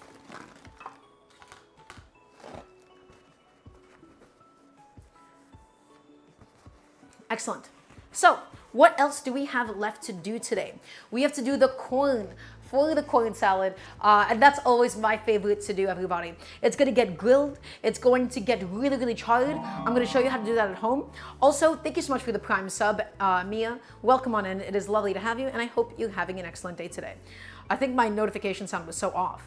Are you the only subscriber of today? I think you might be the only sub of today so far. Everybody, also, really quickly, let's do a bit of housekeeping. If you like what we do here, if you want to support the show, please support me on my Patreon, !Patreon. It's the best way to financially directly support the show. My goal is to be able to do this full-time one day and develop this into the best cooking show that has ever existed. So any and all support there goes a really, really long way, especially because I've quite frankly had a ridiculous amount of moving costs as of late.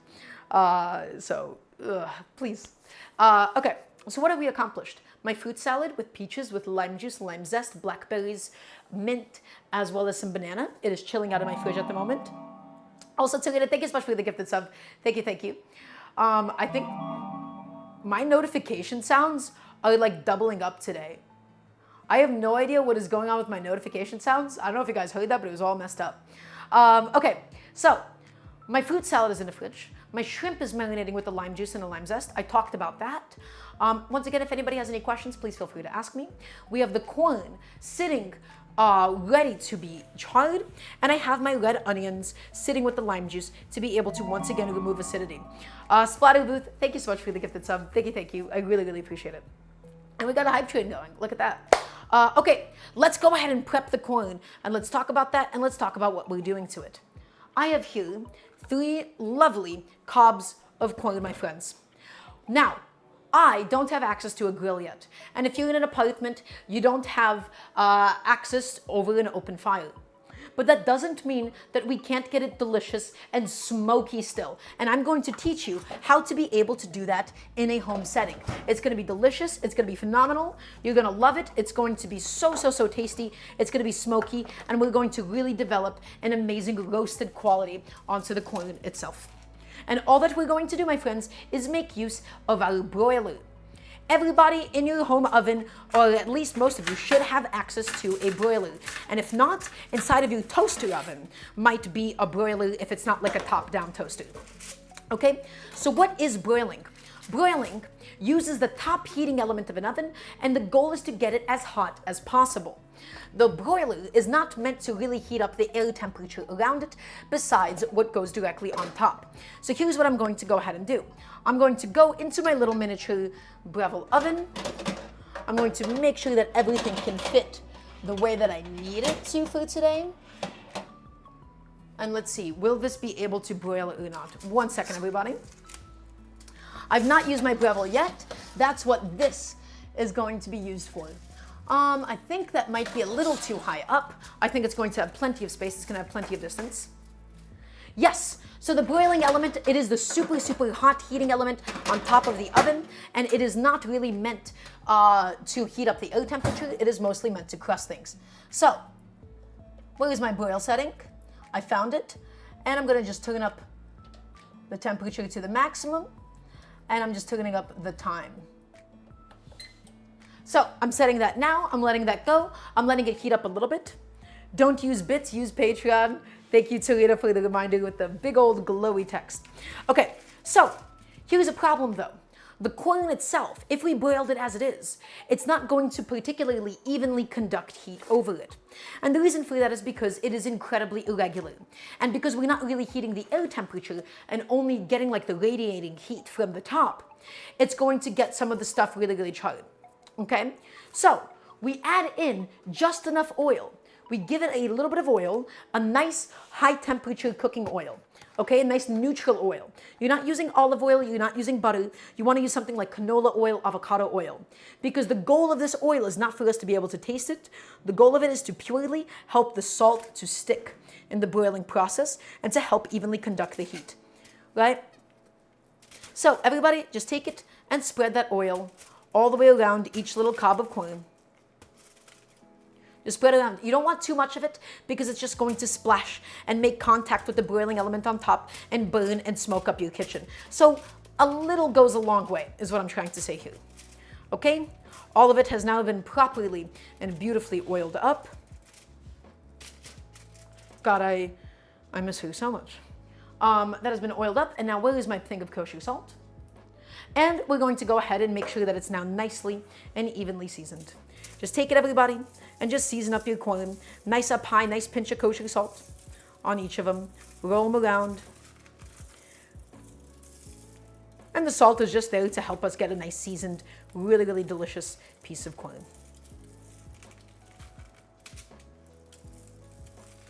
Okay, and I'll just roll it around in the rest of the salt.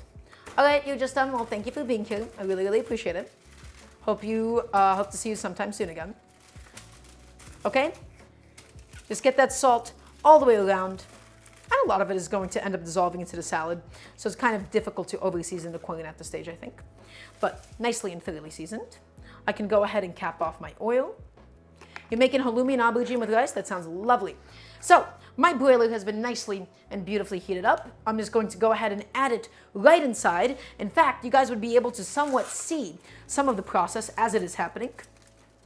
And every so often, we're going to check on it and rotate it. When you're broiling, super important safety tip, do not walk away from it for too long. If you walk away from it for too long, things can and will catch on fire. If you are broiling, stay in the kitchen. I need to hear yes, chef. I'm doing my due diligence. I want to make sure that none of you are, being not careful with this. In general, if your oven is on, you don't really want to leave your house. But if you're broiling, you don't want to leave that kitchen, my friend. Things happen fast in a broiler. Things are meant to happen fast in a broiler. Okay? Should I decide how to cook the aubergine? I think you should char it. I think you should char it thoroughly in a max temperature oven. That's what I think you should do, personally. Okay, leaving the kitchen to go type yes, chef. That's right, G-Spent, I appreciate it. But also, I don't think I can tell you right now with the inspiration for your aubergine dish. I'm afraid I gotta focus on my own thing at the moment. Okay, so my corn is charring. It's gonna get nice and roasted. It's gonna get nice and delicious. The shrimp is marinating at the moment. The red onions are marinating. The herbs for the dressing are already blanched. Let's go ahead and do some more of the prep for the dressing in the meantime. Okay, so let's head back over to my cutting board. The corn is gonna get nice and beautifully charred. It's just gonna take a little bit of time. Let's go ahead and get 2 cloves of garlic nicely peeled. And this is all going to get blended and it's all going to get added into the dressing, of course. Okay? So take that, and I'm just going to go ahead and crack that open. Come on, buddy. Out you go. Thank you. Just 2 cloves of garlic. So remember, when garlic is raw, the more that it is crushed, the more that it is chopped, the more pungent it ends up getting. This is a salad. It is meant to be a light, refreshing salad. We don't want too much garlic flavor in this salad. We don't need to use a garlic press. We don't have to do anything fancy with it. It's going to be really simple. It's going to be really, really easy. It almost smells like burning plastic. And I don't know where it's coming from.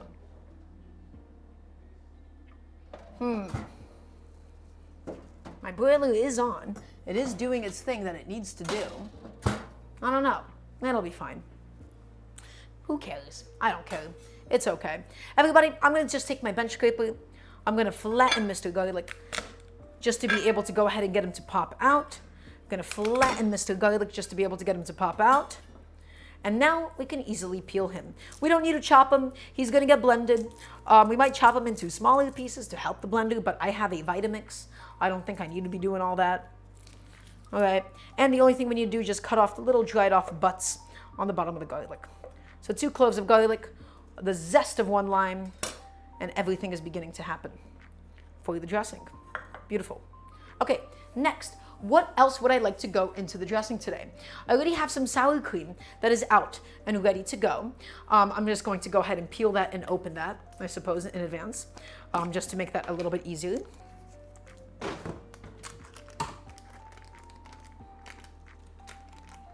My sour cream is out. My sour cream is all ready to go, my friends. This is going to be the basis of the dressing. It's almost like a crema that we're doing today. Then let's also go ahead and get my herbs out, and let's get my herbs nice and drained. You remember my blanched cilantro. You remember my blanched mint. Well, it's here. All the ice has officially melted. It's been fully blanched. We want to get rid of as much of that excess water as possible. This will dilute the dressing. It'll make it bland. So I'm going to strain this out into the sink, and then we're going to squeeze the rest of the water right out, my friends.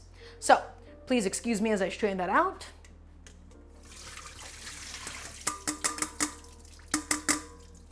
Get all those little leaves out. Get them out, get them out, get them out. Strain them as much as possible, and then we will squeeze them dry. Remember what I said about them losing volume. Remember, it's the same exact idea as the spinach, my friends. You blanch them and they lose a significant portion of that volume. My corn, that having been said, it's not really charring inside of my Breville. I think I'm going to try to take it closer to the top heating element. I think my sheet tray might be a little bit too low in there at the moment. But that's definitely not amazing. I'm not happy about how this is going. Granted, I was using a full-sized oven to broil, which will always be stronger than a little toaster oven, right? But this is not a lot at the moment. So we'll see how it goes. If anything, I'll use my oven's broiler. Won't be the end of the world, only somewhat. Okay, I'm gonna grab a glove, and now guys, in small batches, squeeze out the water. Squeeze it out, squeeze it out, squeeze it out. Get a small handful, get a small little fistful, okay? Pile them up all to one side. Or rather, first, let's drain this water out. And you want as little water in your final product as possible. I can't emphasize this to you enough, my friends. So take it and squeeze it and wring it dry. Get all of that water out. It will dilute the dressing, but it's not going to be thick and creamy. Everybody, we want a nice, thick, creamy dressing. Please say yes, chef. Please and thank you. We want it to be thick and we want it to be creamy. We don't want it to be completely loose and liquidy. Okay? So squeeze it and press it and press it and press it. Just like you would with spinach. Really, really shrinks down. It's lost so much volume, but it still has a lot of flavor inside of it.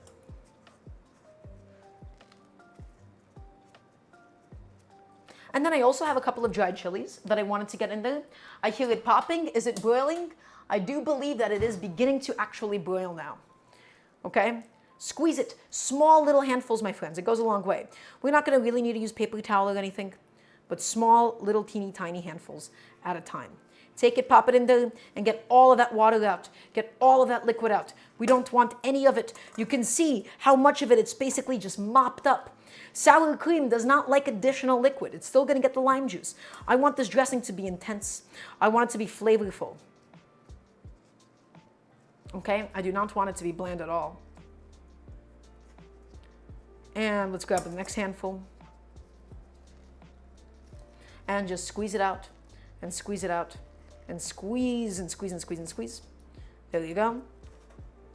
I know this is seeming like an arbitrarily long amount of time, but trust me, being this patient with it, like you can see how much liquid all of this stuff really, really mops up. It's deceptive, right? When you have a bunch of fine fibers and a bunch of fine leaves, it really, really, really surprises you how much liquid it takes on, right? So no, don't slack on this. Do not slack on this step, not even one bit. Okay, excellent. Everybody, I'm gonna go quickly check on my corn. I want you all to take a look at the corn as it is progressing, as it is moving along, just to make sure that everything is going the way that it needs to be. I'm seeing some smoke come out of it. I don't know why that is the case. I don't think there should be significant smoking unless my amount of oil was off. And everybody, let's take a look. Come with me. You can see that the corn is beginning to char. That is just the beginning stages of it. I want it charred all the way around. It still needs to char on this first side significantly longer. So it's going right back in. It's going back on in, my friends. It's going back in. And this is why you babysit it. You don't let it go too long by itself. It is not capable of doing so. Congrats on a new kitchen. Thank you, School of Rock and Roll. Yeah, I've moved out. Also, welcome on in. It's lovely to have you. Squeeze it out. That's the last of my herb.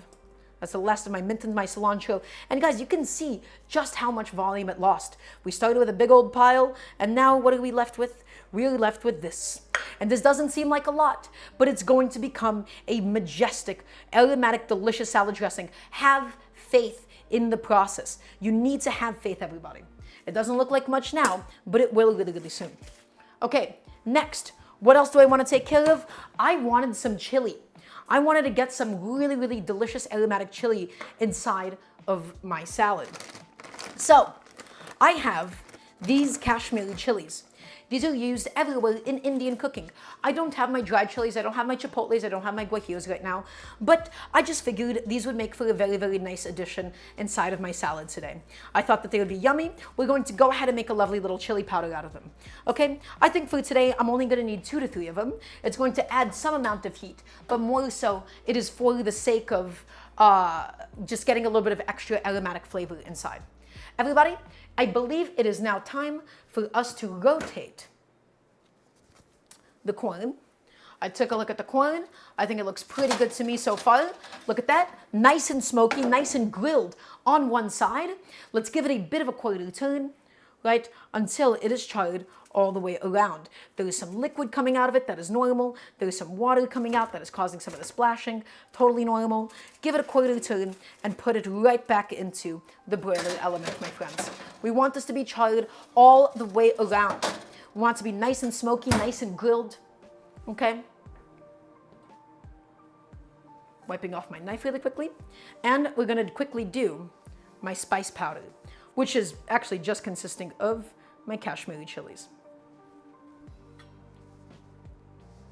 So I'm sorry about how I feel like today we're going a little slow. Chat, do we mind a bit of a longer stream again? Or is that not an issue? So all I'm gonna do, I'm gonna just pop out the top and get all of the seeds dumped out into my waste bowl. I'm going to quickly toast them in a microwave for just a few seconds, and then we're going to blitz them in my spice grinder. Don't mind, chef, not an issue? Well, happy to hear it in that case. Get all of those seeds out, because the seeds are a little bit bitter. They don't have as much flavor as the rest of the flesh of the chili itself. All those seeds are gone. And everybody, the best way to really, really quickly toast chilies when it comes to just doing it for a second, plate, microwave, 10 seconds. That's all that it really needs. Right? Just this much. We don't need a lot. It's going to be a small amount of salad today.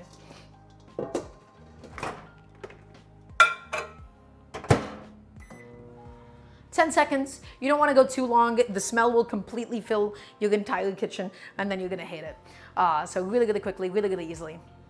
And then once that's done, everybody, we will be able to build the salad dressing. We'll take the lime juice out of the onions, we'll put in the sour cream, we'll add in some salt, we'll add in all of these lovely components and blend it all up perfectly.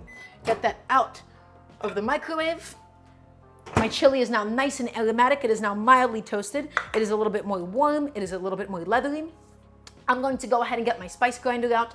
I'm going to get that ready to go. The chili smoke, it's hitting my throat a little bit. And I believe it is now time for us to rotate the corn once again. So I'm going to go grab my sheet tray of corn. Going to go plop it over here. Actually, I feel like some of them could use a little bit more time, some of them not. This guy's looking pretty good, so we give him a full turn, just like so. We'll give him all a full turn. You do this, guys, at your leisure. Put it in there, pop it back on in, and keep it charring. Keep it broiling because we want to get it nice and beautiful and nice and smoky. Okay, let's get my spices ground up. Spice grinder, right over here. I don't know if you'll be able to see it, but maybe you will be. We'll find out in a moment. I see that I actually have some leftover spices from the last time that I should probably quickly just dump out because we don't want any of that going into today's salad dressing.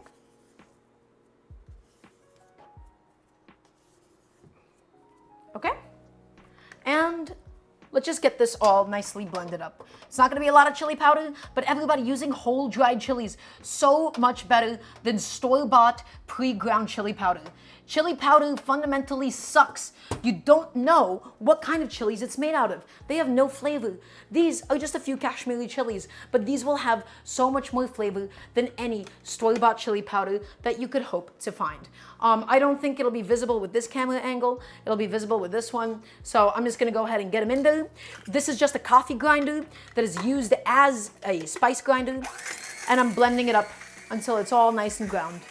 Take it and shake it, shake it, shake it, shake it, shake it, shake it, shake it. Shake it up, shake it up, shake it up, shake it up, shake it up.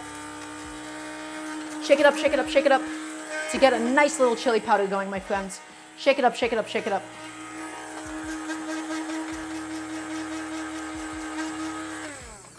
And that having been said, it's almost done. It's almost there.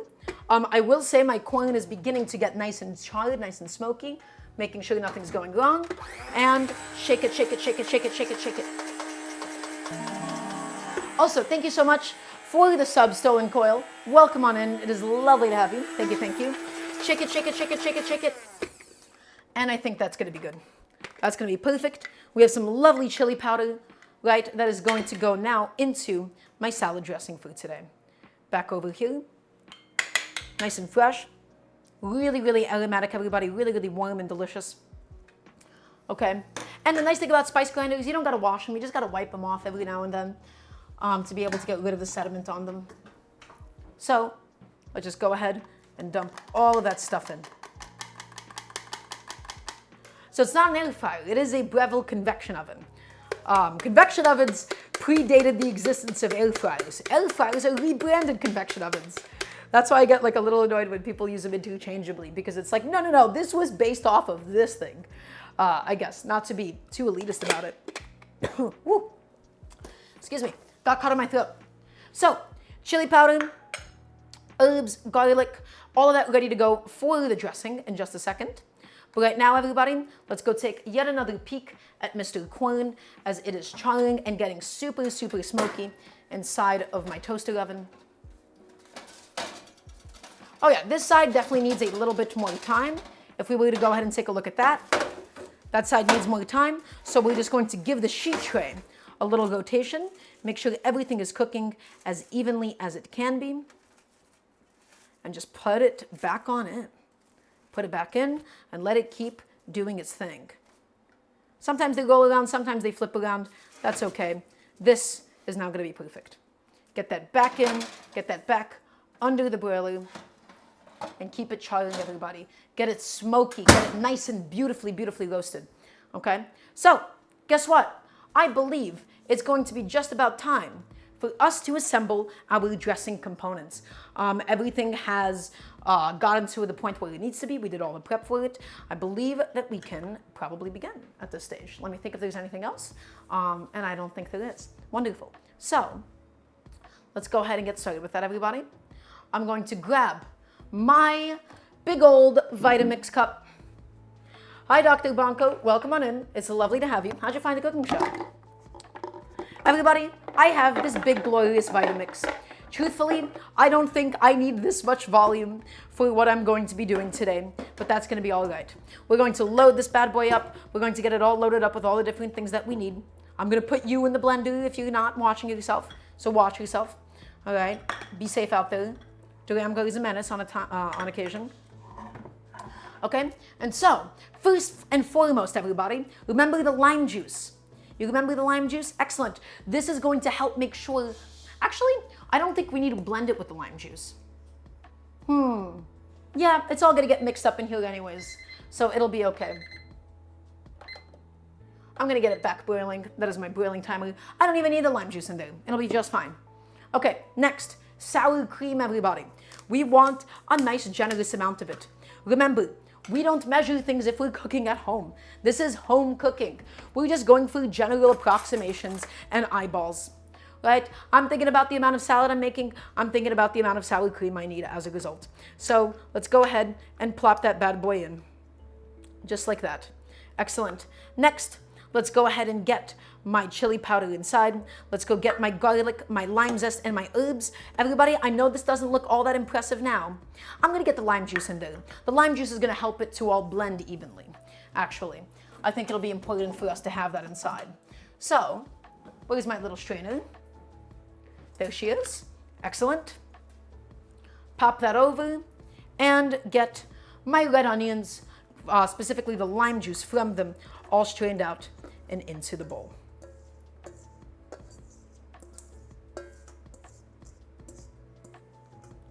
All of that is inside. All of that is perfect.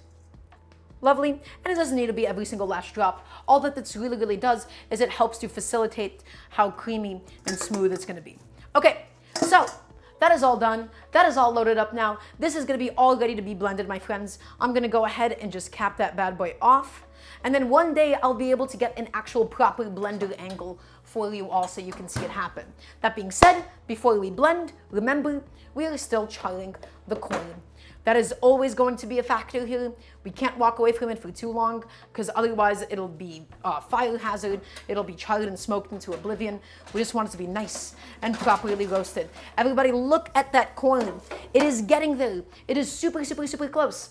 Only thing now, let's give it a little rotation once more. Come on, buddy.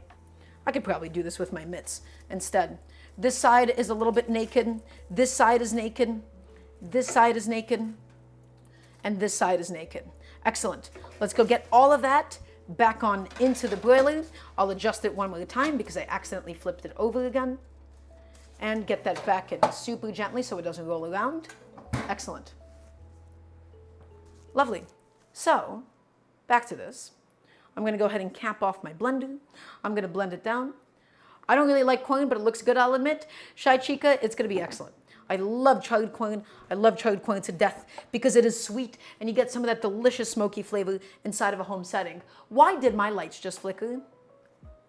That's concerning. Wait a second, everybody, are we dropping frames today? I have a question. Did anybody notice the stream being laggy at all today? Did we have any like connection issues or something? Laggy only once. Oh, I might have had an internet problem at some point. Oh no, not again. I'm so tired of internet issues, guys. You have no idea. Well, we'll see what happens. We will see, I suppose. Had to refresh earlier? Okay. Well, great. That is a problem. I have 972 drop frames. That's not good. Okay. So, all of that is nice and capped off. All of this seems like it is ready to be blended at the moment. There you go. All of it popped in. Let's go and blend it, my friends. And this, unfortunately, I will not be able to show on camera quite yet, but I will at some point, I promise. One day I will. And I'm gonna get it all blended. Just gonna blend it up, blend it up, blend it up. Wait, is audio and video desync for anybody else?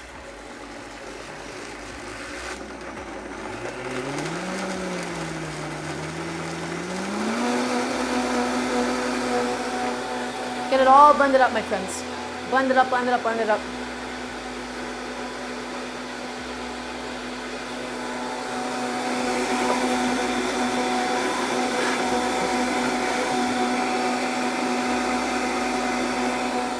Until it's nice and smooth and homogeneous and creamy.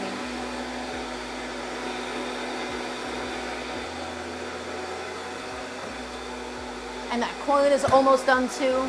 Everybody, we are so back.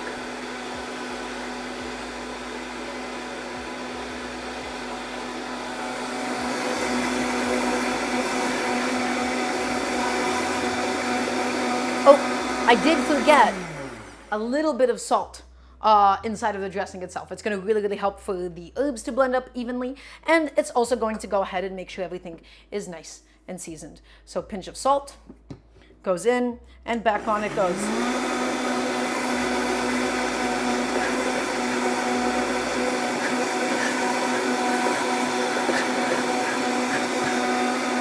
Keep it blending.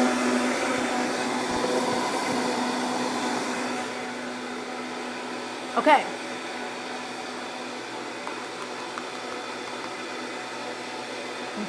I love sour cream.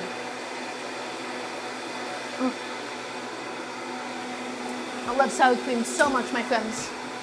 And guess what? I'm going to say right now with some amount of confidence that my dressing is all done. It is vibrant. It is green. It is aromatic. It smells like the mint. It smells like the garlic. It smells like the cilantro. It smells absolutely excellent. So I'm going to go ahead and just take a second. I'm going to go ahead and put away a couple of things that we have no more use for today, my friends. And then we'll get back to and finish the corn.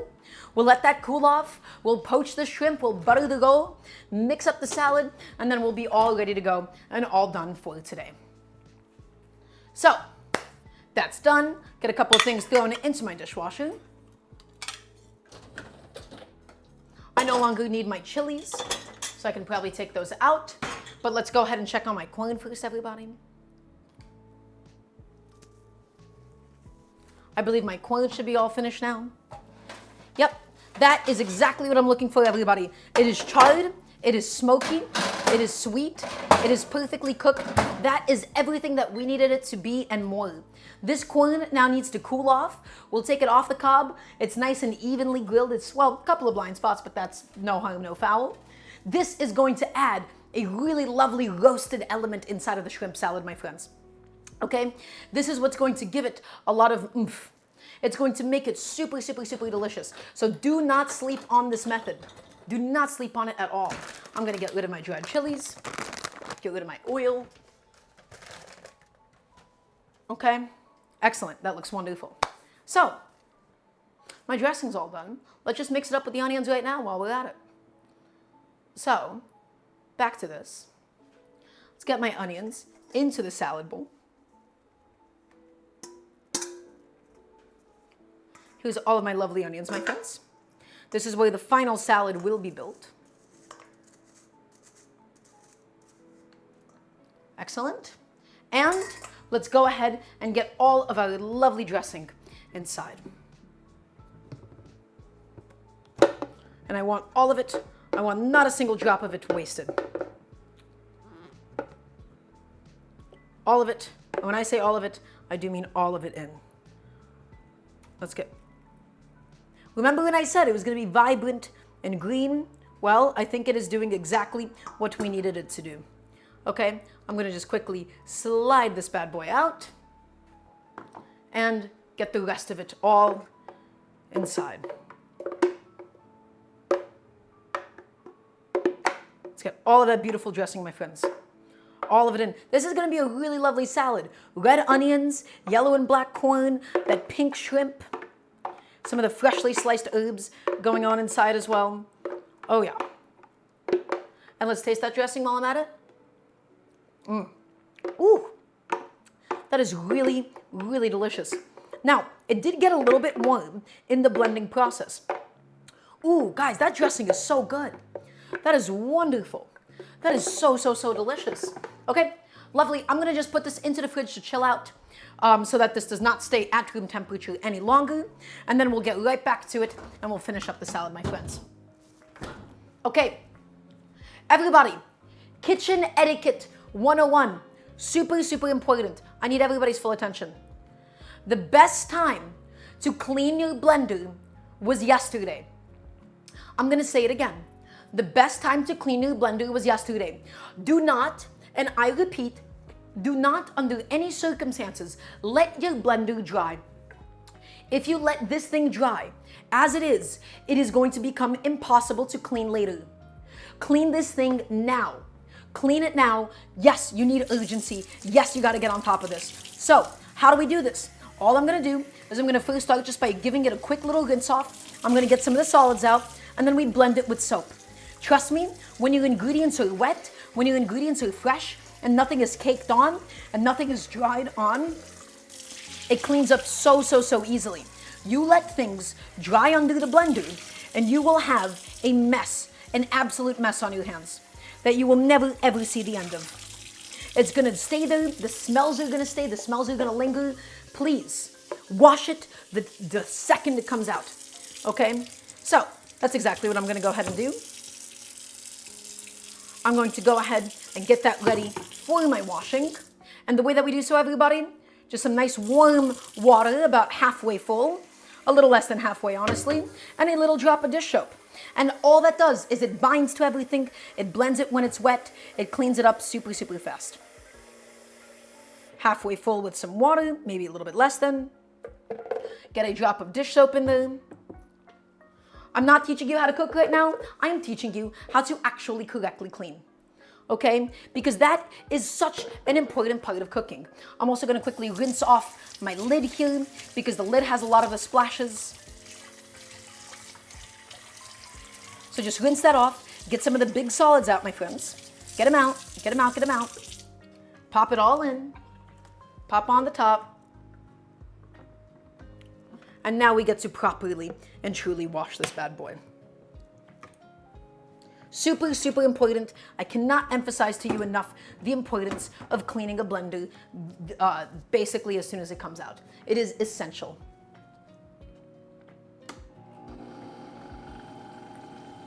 So,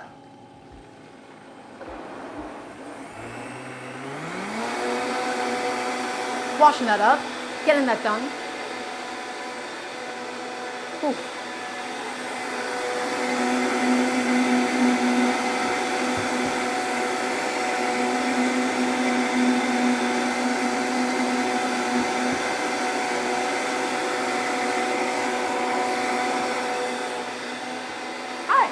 It's good to see all of you.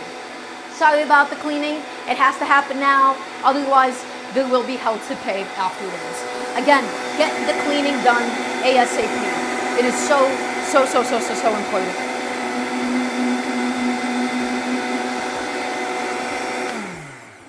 And that's it. All that we're going to go ahead and do is now just rinse it off, get all that soap out of there, and leave it to dry, my friends. That is all of the work that you need to put into cleaning it. It is just that easy. How many times have you left a blender with food particles caked onto it afterwards, and it sits there, and it lingers, and it becomes impossible to clean, and then the whole thing smells like vegetables when you want to make a smoothie? All of those things can be prevented. All of those things can be avoided, everybody, with good cleaning practices. Okay, so I'm doing all that now. I'm getting all that washed up. I'm getting all that ready to go.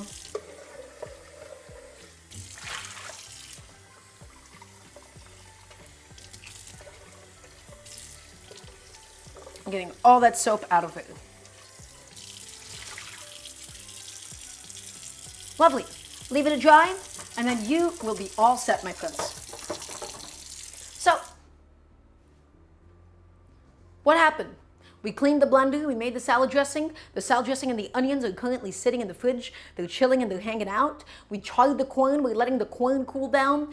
Everybody, the shrimp has been marinating, the fruit salad has been finished. Let's go ahead and begin poaching the shrimp. And I'm going to teach you exactly how I want you to do it. Because everybody, remember, the key word in what I just said is poaching. We're not boiling the shrimp, but instead we're going to gently poach it. And I'm going to explain to you the difference. Turina, thank you so much for stopping by. Okay, so everybody, cold, clean, fresh water inside of my pot at the moment. And in goes my beautiful shrimp. I'm gonna go ahead and get those bad boys out of the fridge. But first, before the shrimp goes in, we're going to salt the water, because otherwise some of the salt is going to escape from the shrimp and instead just go into the water itself. Okay, so let's go ahead and get, where's my little thing of kosher salt? Where did I put that guy? Where did he go? There he is. Excellent. Salt goes in. Why? Otherwise the shrimp is going to leach out some of its salt. So we need to make sure that the water is seasoned as well. And let's go and get our shrimp inside, my friends. With the lime juice, with everything, let's just get it all into the bowl, all into the pot, all of it inside. Excellent. So, what is the difference between a boil and a poach and a simmer? The answer is temperature, my friends. Poaching is to gently cook something. It does not mean to boil it. It does not mean to attack it with heat. You start it off on cold water. Why? If you take your shrimp, and I need to hear yes, chef, from everybody watching, if you plunge it into boiling water, the outside will overcook and it'll get rubbery and chewy. Poach it gently. Poach it in cold water. Start it off in cold water, and when the shrimp curls up on itself, it'll be perfect and ready to go. We don't want to cook this until the shrimp is completely tense. We don't need to bring this up to a boil. Poach it. You don't want to see any bubbles happen. So, turn on the heat. Again, the water temperature, as long as it's not boiling, can be whatever you want, but the key is to never bring it up to a boil. Gently cook it. Gently, my friends. Gently poach it. That is the key to an excellent poached shrimp. It'll be juicy, it'll be tender, it'll be fantastic, and above all else, it will not be dry. While the shrimp is poaching, let's slice my herbs. Look at my cilantro. Look at my mint. Everybody, remember what I talked about. We do not crush. We do not chop. We gently slice the herbs. We're going to take them and we're going to bundle all of them up. We're going to roll it up in our hands with a nice, really sharp knife. No dull knives, everybody. If your knives aren't sharp, you have to get them sharpened. Okay? We're going to take all of our lovely herbs and we're going to gently bundle them up in our little dainty little paws. Okay? Bundle it up. And slice it, and slice it. Minimal vertical force. Do not crush it. Do not chop it. Don't let the herbs bleed all over your cutting board. Slice it, my friends. Slice it, slice it, slice it, slice it. Beautiful. This way we're going to have both the salad dressing as well as this lovely, gorgeous sliced herbage. Okay?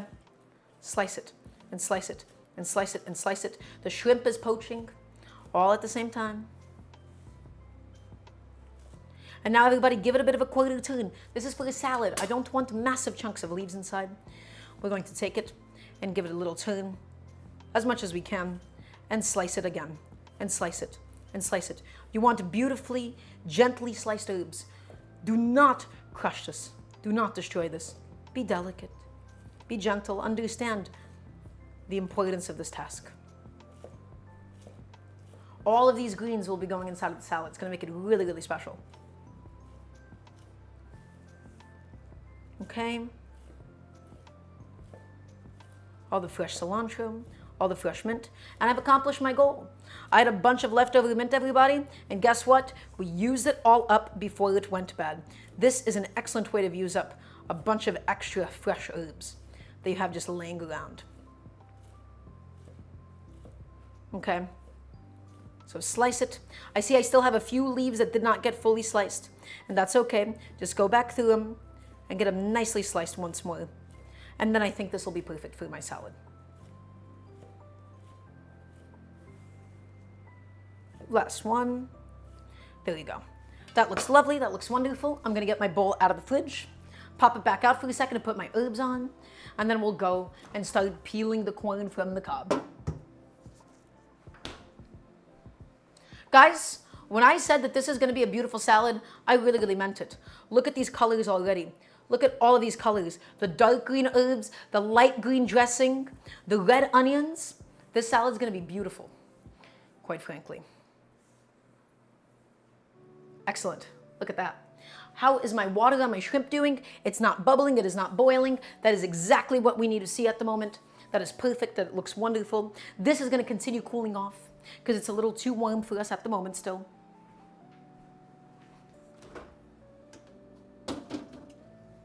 Okay, next everybody, is my corn cool enough to handle? And the answer is I think so. I believe that should be all ready. I think that should be all set for us to go today. Ooh, I want to take a nice bite out of this roasted corn. It is charred, it is smoky, it looks wonderful at the moment. I really, really want to be able to get a bite, but alas, I don't think I'm going to be so lucky.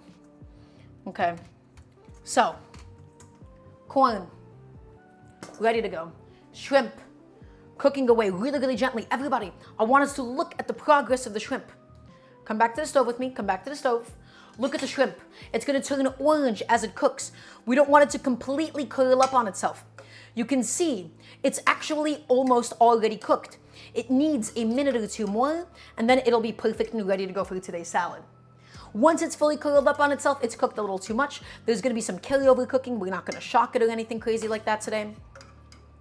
But instead, just going to quickly wait a few more seconds, and then we'll pull out all of our lovely shrimp, get it out of there, and get it ready to be sliced up and chopped up for today's salad. It'll be wonderful. So, in fact, I'm going to do that before I do the corn at all, just to give that a second.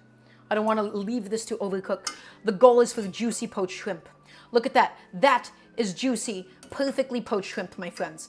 Let's go ahead and transfer it. I'll go ahead and just put it onto the same tray as the corn. I don't think it matters too much. It wasn't boiling, so there's not going to be significant carryover cooking that could risk the shrimp becoming overcooked. This is just fine as it is, my friends. Get it in there.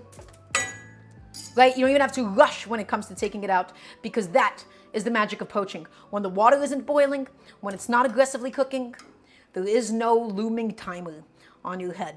You have a lot more freedom and a lot more range to be able to mess this up a little bit, is what I'm trying to say. Okay, let's get the last of those little shrimpies and these little guys as well. And there you go. That is how you get perfectly poached shrimp, everybody. That just now needs to cool off until we are ready to use it. I think I got all of my little guys out. I think I got them all out successfully. We're just going to let them cool off and chop it up and add it to the salad. In the meantime, let's do Mr. Corn. So, best way to cut corn at home. I'm going to go ahead and demonstrate to you now, everybody. This is a method that I took from the one and only Chef John from foodwishes.com many, many years ago. And that is the inverted bowl method. Bowl, bowl on top, inverted, corn stacked up, and then we shave the corn off the sides. And then all the corn just collapses into the pile. This is a method I took from him quite a long time ago, and it has never failed me since. So I'm gonna grab a glove because the corn is a little bit oily.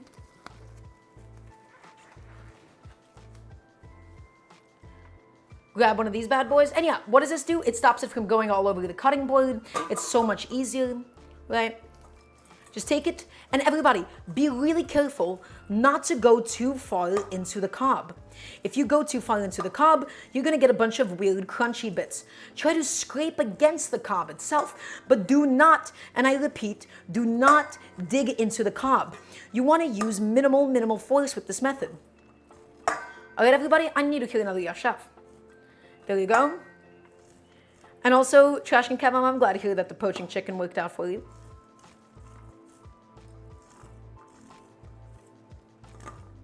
Beautiful.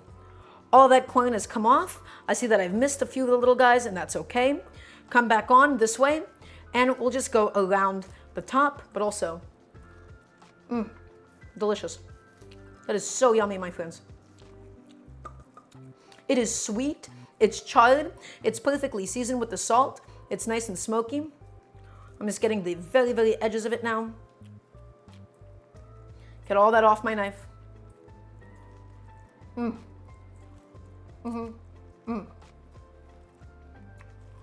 Oh, that's good.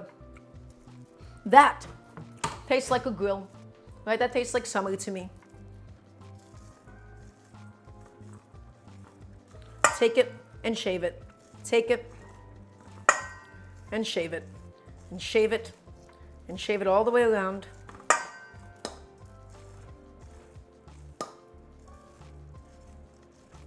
Beautiful. We're almost done, everybody. Once we do this and we chop up the shrimp, we mix up the salad, we let it cool off, and then we do the roll and we're all done. So thank you for hanging on with us. All right, get all of these little guys out of there.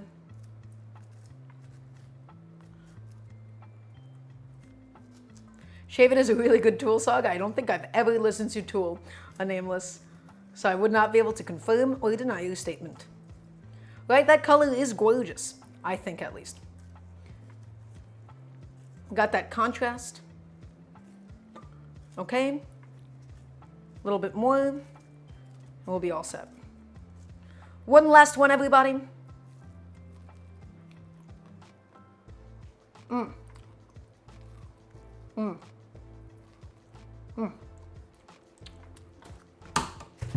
Charred and smoky and juicy. This is it. This is peak.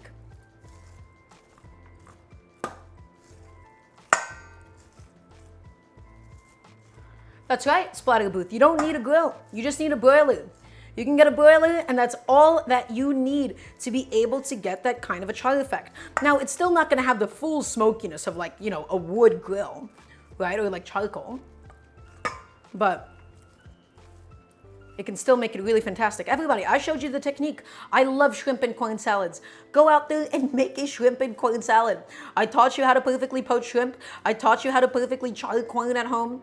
I've given you all the tools. Now the rest of it is gonna just be up to you, my friends. So, the corn is all but done. Got it all off of the cob. I love corn so much. Super delicious. Get that all in. Hi, Natalie. Welcome on in. And let's just get the rest of this guy out and into the rest of the bowl. Corn. That's right. We got a lot of corn right now. We have an aggressive amount of corn, quite frankly. And I think that is more than okay. Get this bad boy into the dishwasher. And let's get the corn into the rest of the salad, my friends. We chop up the shrimp. We'll mix it up last just to show off how beautiful this all can be.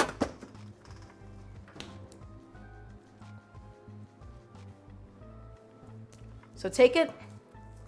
Let's get all of that corn in, my friends. All of it in. We have some really, really beautiful colors happening. The yellow and black charred corn, the red onions, the green dressing, the green cilantro. And last but not least, my friends, I want to get my shrimp into some nice bite-sized pieces.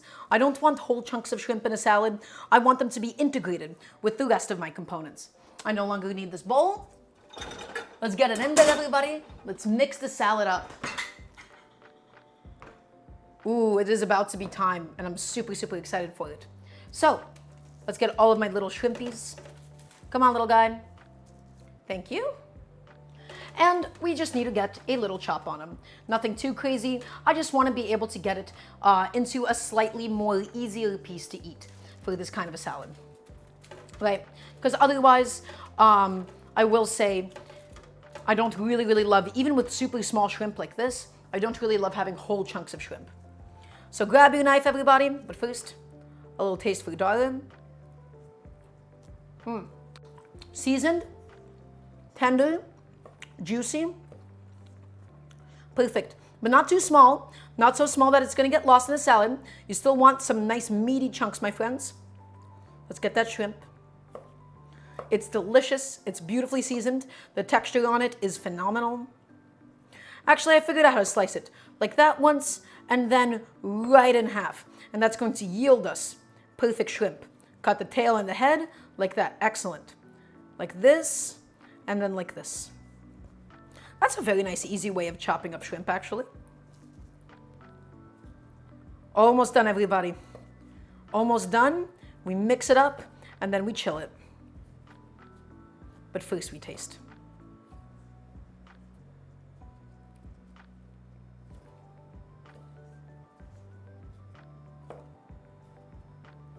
Okay. Okay, a few more little shrimpies to go, my friends. This is a sizable amount of shrimp. This is my main course. I wanted the protein. I wanted all of that lovely flavor. And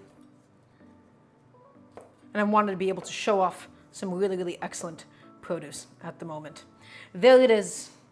There is all of my shrimp, guys. Let's add it all into the bowl. Let's grab my bench scraper, get it all into the bowl, get it all ready to go. And now I'm going to get in there and I'm going to mix all of this stuff up. Look at the sheer majesty of the salad. Look at the salad.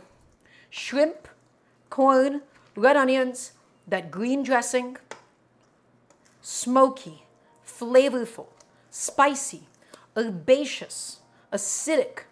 It has everything in there that you could possibly desire. That is a delicious salad, my friends. It's creamy, it's thick, it's not too runny. Everything in there should be seasoned. And let's give it a little taste. Once I have fully ensured everything is all mixed up as much as it can be.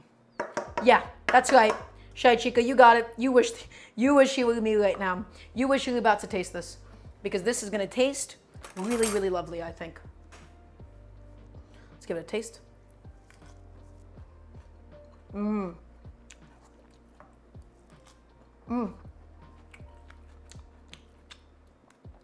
Shrimp coming through, lime, garlic, the chili, the red onion.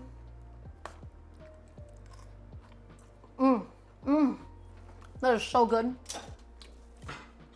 That is wonderful. It has so much flavor. It has so much to offer everybody. This is gonna go chill out in the fridge until we are ready to eat today. Everything is perfectly seasoned. Every single component to the last one. They're exactly what they need to be. Get that into the fridge. Everybody, last but not least, let's go and get a Hawaiian roll ready. This is our last step, and then we can sit down and we can enjoy our lovely meal.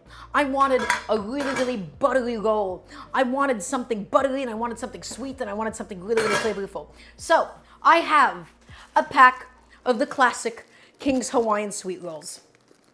I wanted to emulate the texture that you would almost get from something like a lobster roll. Okay? So all I'm gonna do, I'm gonna grab one of these bad boys. I had one as a snack yesterday. It is a great bread. These things, To call them bread is, I feel like, a very strong statement. It is more like a cake. This is basically a cake, and I'm okay with that, and I accept it for what it is. So, all that we're going to do is we're just going to give it a slice halfway. I kind of maybe, do I want to keep it as like a bun? Here's my idea. I'm going to go in halfway into it and probably like this. And then we're going to go ahead and toast that up with some fresh butter. Because if you thought this didn't have enough fat in it as it is, it's going to go ahead and get a little bit more, my friends. So it's time for us to do that. It's time for us to go ahead and do that now. We're going to go ahead and get another pan ready on the stove. Okay? Let's go get that ready. Everybody, heat it up on a low, medium heat. We're gonna get that pan nice and heated. We're gonna add in some butter. We're gonna add in the Hawaiian sweet roll, and it's gonna come out delicious. In the meantime, I'm gonna go ahead and take care of a couple of things. I'm gonna put away a few of my dirty dishes, my friends. All of my stuff, all of my equipment did an amazing job for me today. And I'm gonna quickly rinse off my lovely chef's knife that has the corn. We're about to finish, we're about to plate, and then we will be all set to eat.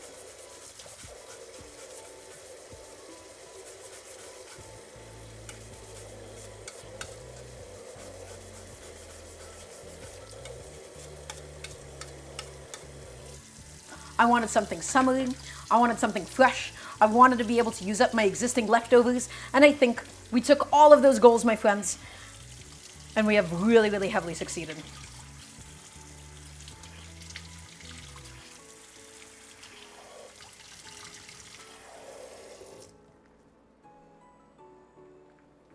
So, low medium heat.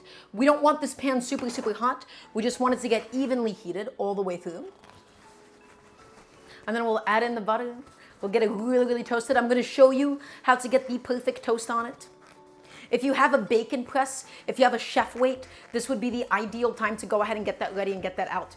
That would be an amazing, amazing tool for the job here.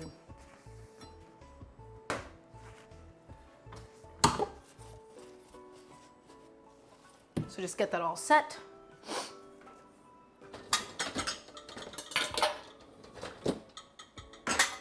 No longer need this lime. This lime was just in case we needed it.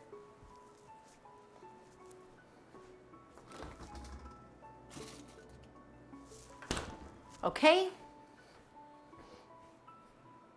And so, everybody, I believe we can begin. I think we can now actually properly begin to toast that lovely roll. We wanted to heat up the pan slowly. We don't want the heat too high because otherwise it would just end up burning the butter. And if we burnt the butter, that would be a terrible tragedy. Okay? So, when I say I want butter, I do mean a pretty, pretty generous chunk of butter. Right down in the middle. I told you I want it buttered, I want it crispy, I want it really, really beautifully toasted. And so I take that all very seriously. Nice big slab of butter right down the middle, my friends. You don't want to hear a lot of hissing. You don't want to hear a lot of foaming at the moment either. You don't want this to be super, super hot, because if it's super, super hot, the butter is going to end up browning. We're going to grab a spatula with which we will be pressing down the roll so that it gets nicely and evenly toasted. This is the same method that I advocate for with my grilled cheeses. So I'm actually not going to need that much amount of butter. I think that much is going to suffice just fine. Okay? And everybody, the key will always be a medium heat. If the heat is too high, you're going to scorch your bread and you'll also scorch your butter. Add in the bread. Move it around the sides of the pan. Make sure that the butter is all the way around it as it toasts. And I don't even think we need the spatula for this. I'm just going to gently press it down as this cooks. And that's it. We're toasting some bread right now. It's not rocket science. But the key here is we distribute it on the actual surface itself. Instead of putting it onto the bread, where you have to like spread it out and stuff, and the butter is cold and it's a huge mess, everybody make your life easier. Just do it on the pan itself. It becomes so much easier. It's soaking up the butter, it's soaking up the fat. I'm making sure that it's going all the way around and into the crevices of it all. And we're gonna get this bread nice and toasted, nice and slowly, all the way through. It'll be perfect, it'll be delicious. Okay. Couple of other things I could probably throw away.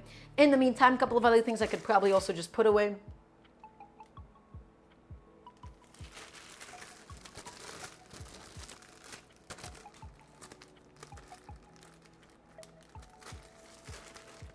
Get this guy out of here.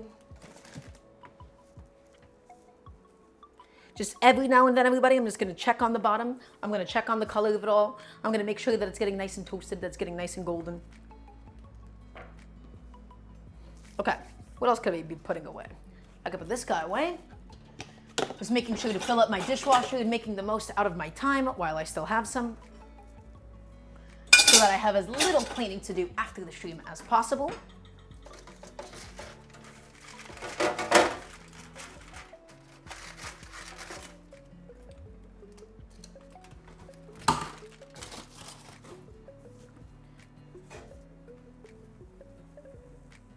Okay, and now everybody be delicate.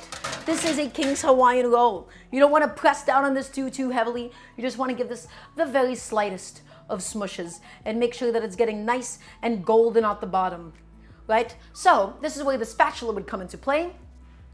Light press, light. Again, do not crush this thing into oblivion. Just toast it. Just toast it up. Let it do its thing. By pressing it down, we ensure that it has nice, even contact all the way around. And every now and then, everybody, we're just going to pick it up and we're going to see, look at that toast. Look how much it toasted in this amount of time. That is a perfectly toasted thing of bread, right? It's getting there, it's getting nice and crispy. And now we're going to do the same exact thing to this other side. Soak up the butter, get it all the way around, and just lightly press it. Just lightly. That's a wonderful color, isn't it? This is what I wanted. I wanted real like a lobster roll kind of thing going on. And I think we are about to achieve it. I'm gonna make sure I have a plate ready for this as soon as it comes out.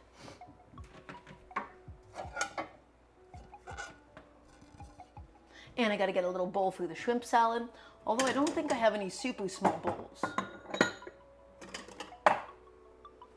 I think that'll do just fine. And then I'll get a condiment bowl for the fruit salad. We'll probably just serve it separately. Let's check on the bottom. Everybody, I think that could use a little bit more time on that side for just a second. So take it back on there, flip it over for just half a second. We don't want the butter to brown too much. Pop it out, plate it, serve it, and eat it, my friends. That's what we're going to do.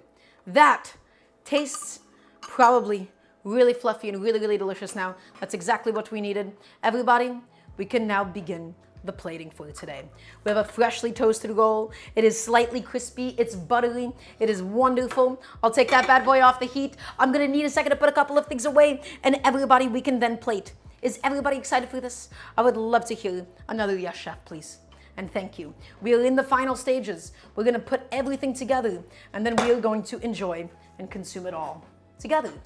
You in spirit, but that could also be you if you listen to me. That's why you guys should listen to me. I'm here to teach you how to make delicious food. I'm here to teach you how to make delicious, functional home cooking. Nothing here is particularly complicated. Nothing here is particularly fancy or technical. I'm here to help you all with your understanding of home cooking. Okay? So, all of my stuff is out. My buttered, toasted, delicious roll. I don't know what I'm gonna do with the rest of my King's Hawaiian rolls, but I'm sure we'll come up with a use for it at some point or another. Let's get back over here. Here's my plate. Although I could probably just, if I really wanted to, I could just pile it on and then do the fruit salad in a separate little thing. And I think that's what I'm gonna do. Let's get a bunch of this shrimp, corn, and red onion salad right on. And I do want a bunch of it because this is my dinner after all. I gotta say, my plating lately, not it. Not it at all, quite frankly. But we'll work on it. We'll figure it out. I think I might have also smushed my thing too much. And let's go and get a nice scoop of fruit salad as well. You just done? Welcome on back. Well, we are all just about finishing up. So let's get some of my lovely fruit salad into my little cup.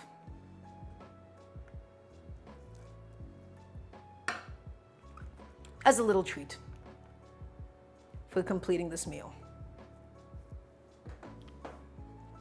Plating could use a lot of work. This plate might be a little bit too big for my uses, for my intentions today.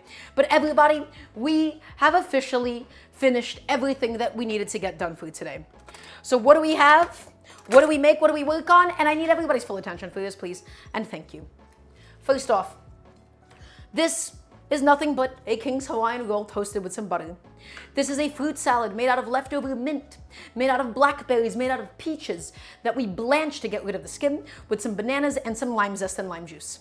And this poached shrimp, charred corn, marinated red onions, made a salad dressing out of sour cream, out of garlic, out of chilies, out of mint and cilantro, chopped up mint and cilantro as well, all of it thrown in. And this is what we're gonna do.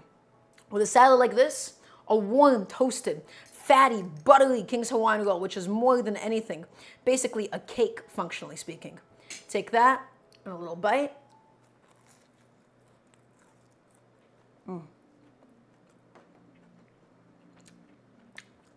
Oh my God. Guys, that is like, whoa.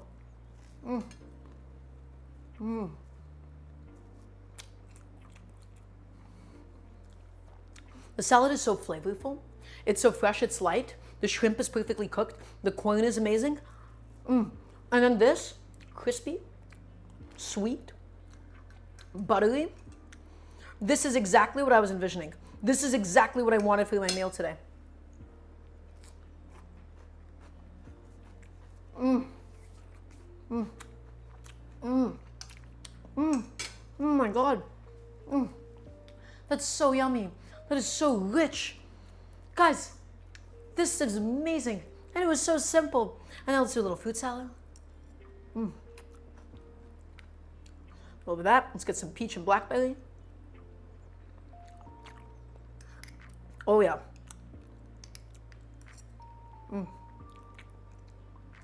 Clean, sweet, delicious. And that's it. I want to eat the rest of this off camera. Everybody, thank you for being here. Thank you for being a part of the cooking show. Thank you so much for stopping by. If you haven't already checked out my Patreon, please exclamation mark Patreon in the chat or scroll down to the About section. The Patreon is the best way to directly financially support the show. Every Wednesday, every Friday, and every single Sunday. Join my Discord, the exclamation mark Discord as well. Lovely community that we have going on there. It was lovely to have all of you. It was lovely to see all of you. Thank you so much. This is our second stream back in the new kitchen every Wednesday, every Friday, every single Sunday. I'm going to miss you all so much. I'm going to see you all in just 3 days' time with another dish. I don't know what it's going to be quite yet, but I'm sure we'll figure it out sometime soon. Everybody take care. Have a really nice rest of your night. Be safe, be well. Make something like this. Please do. It's so special. It's so yummy. And I'll see you all really, really soon. Bye-bye.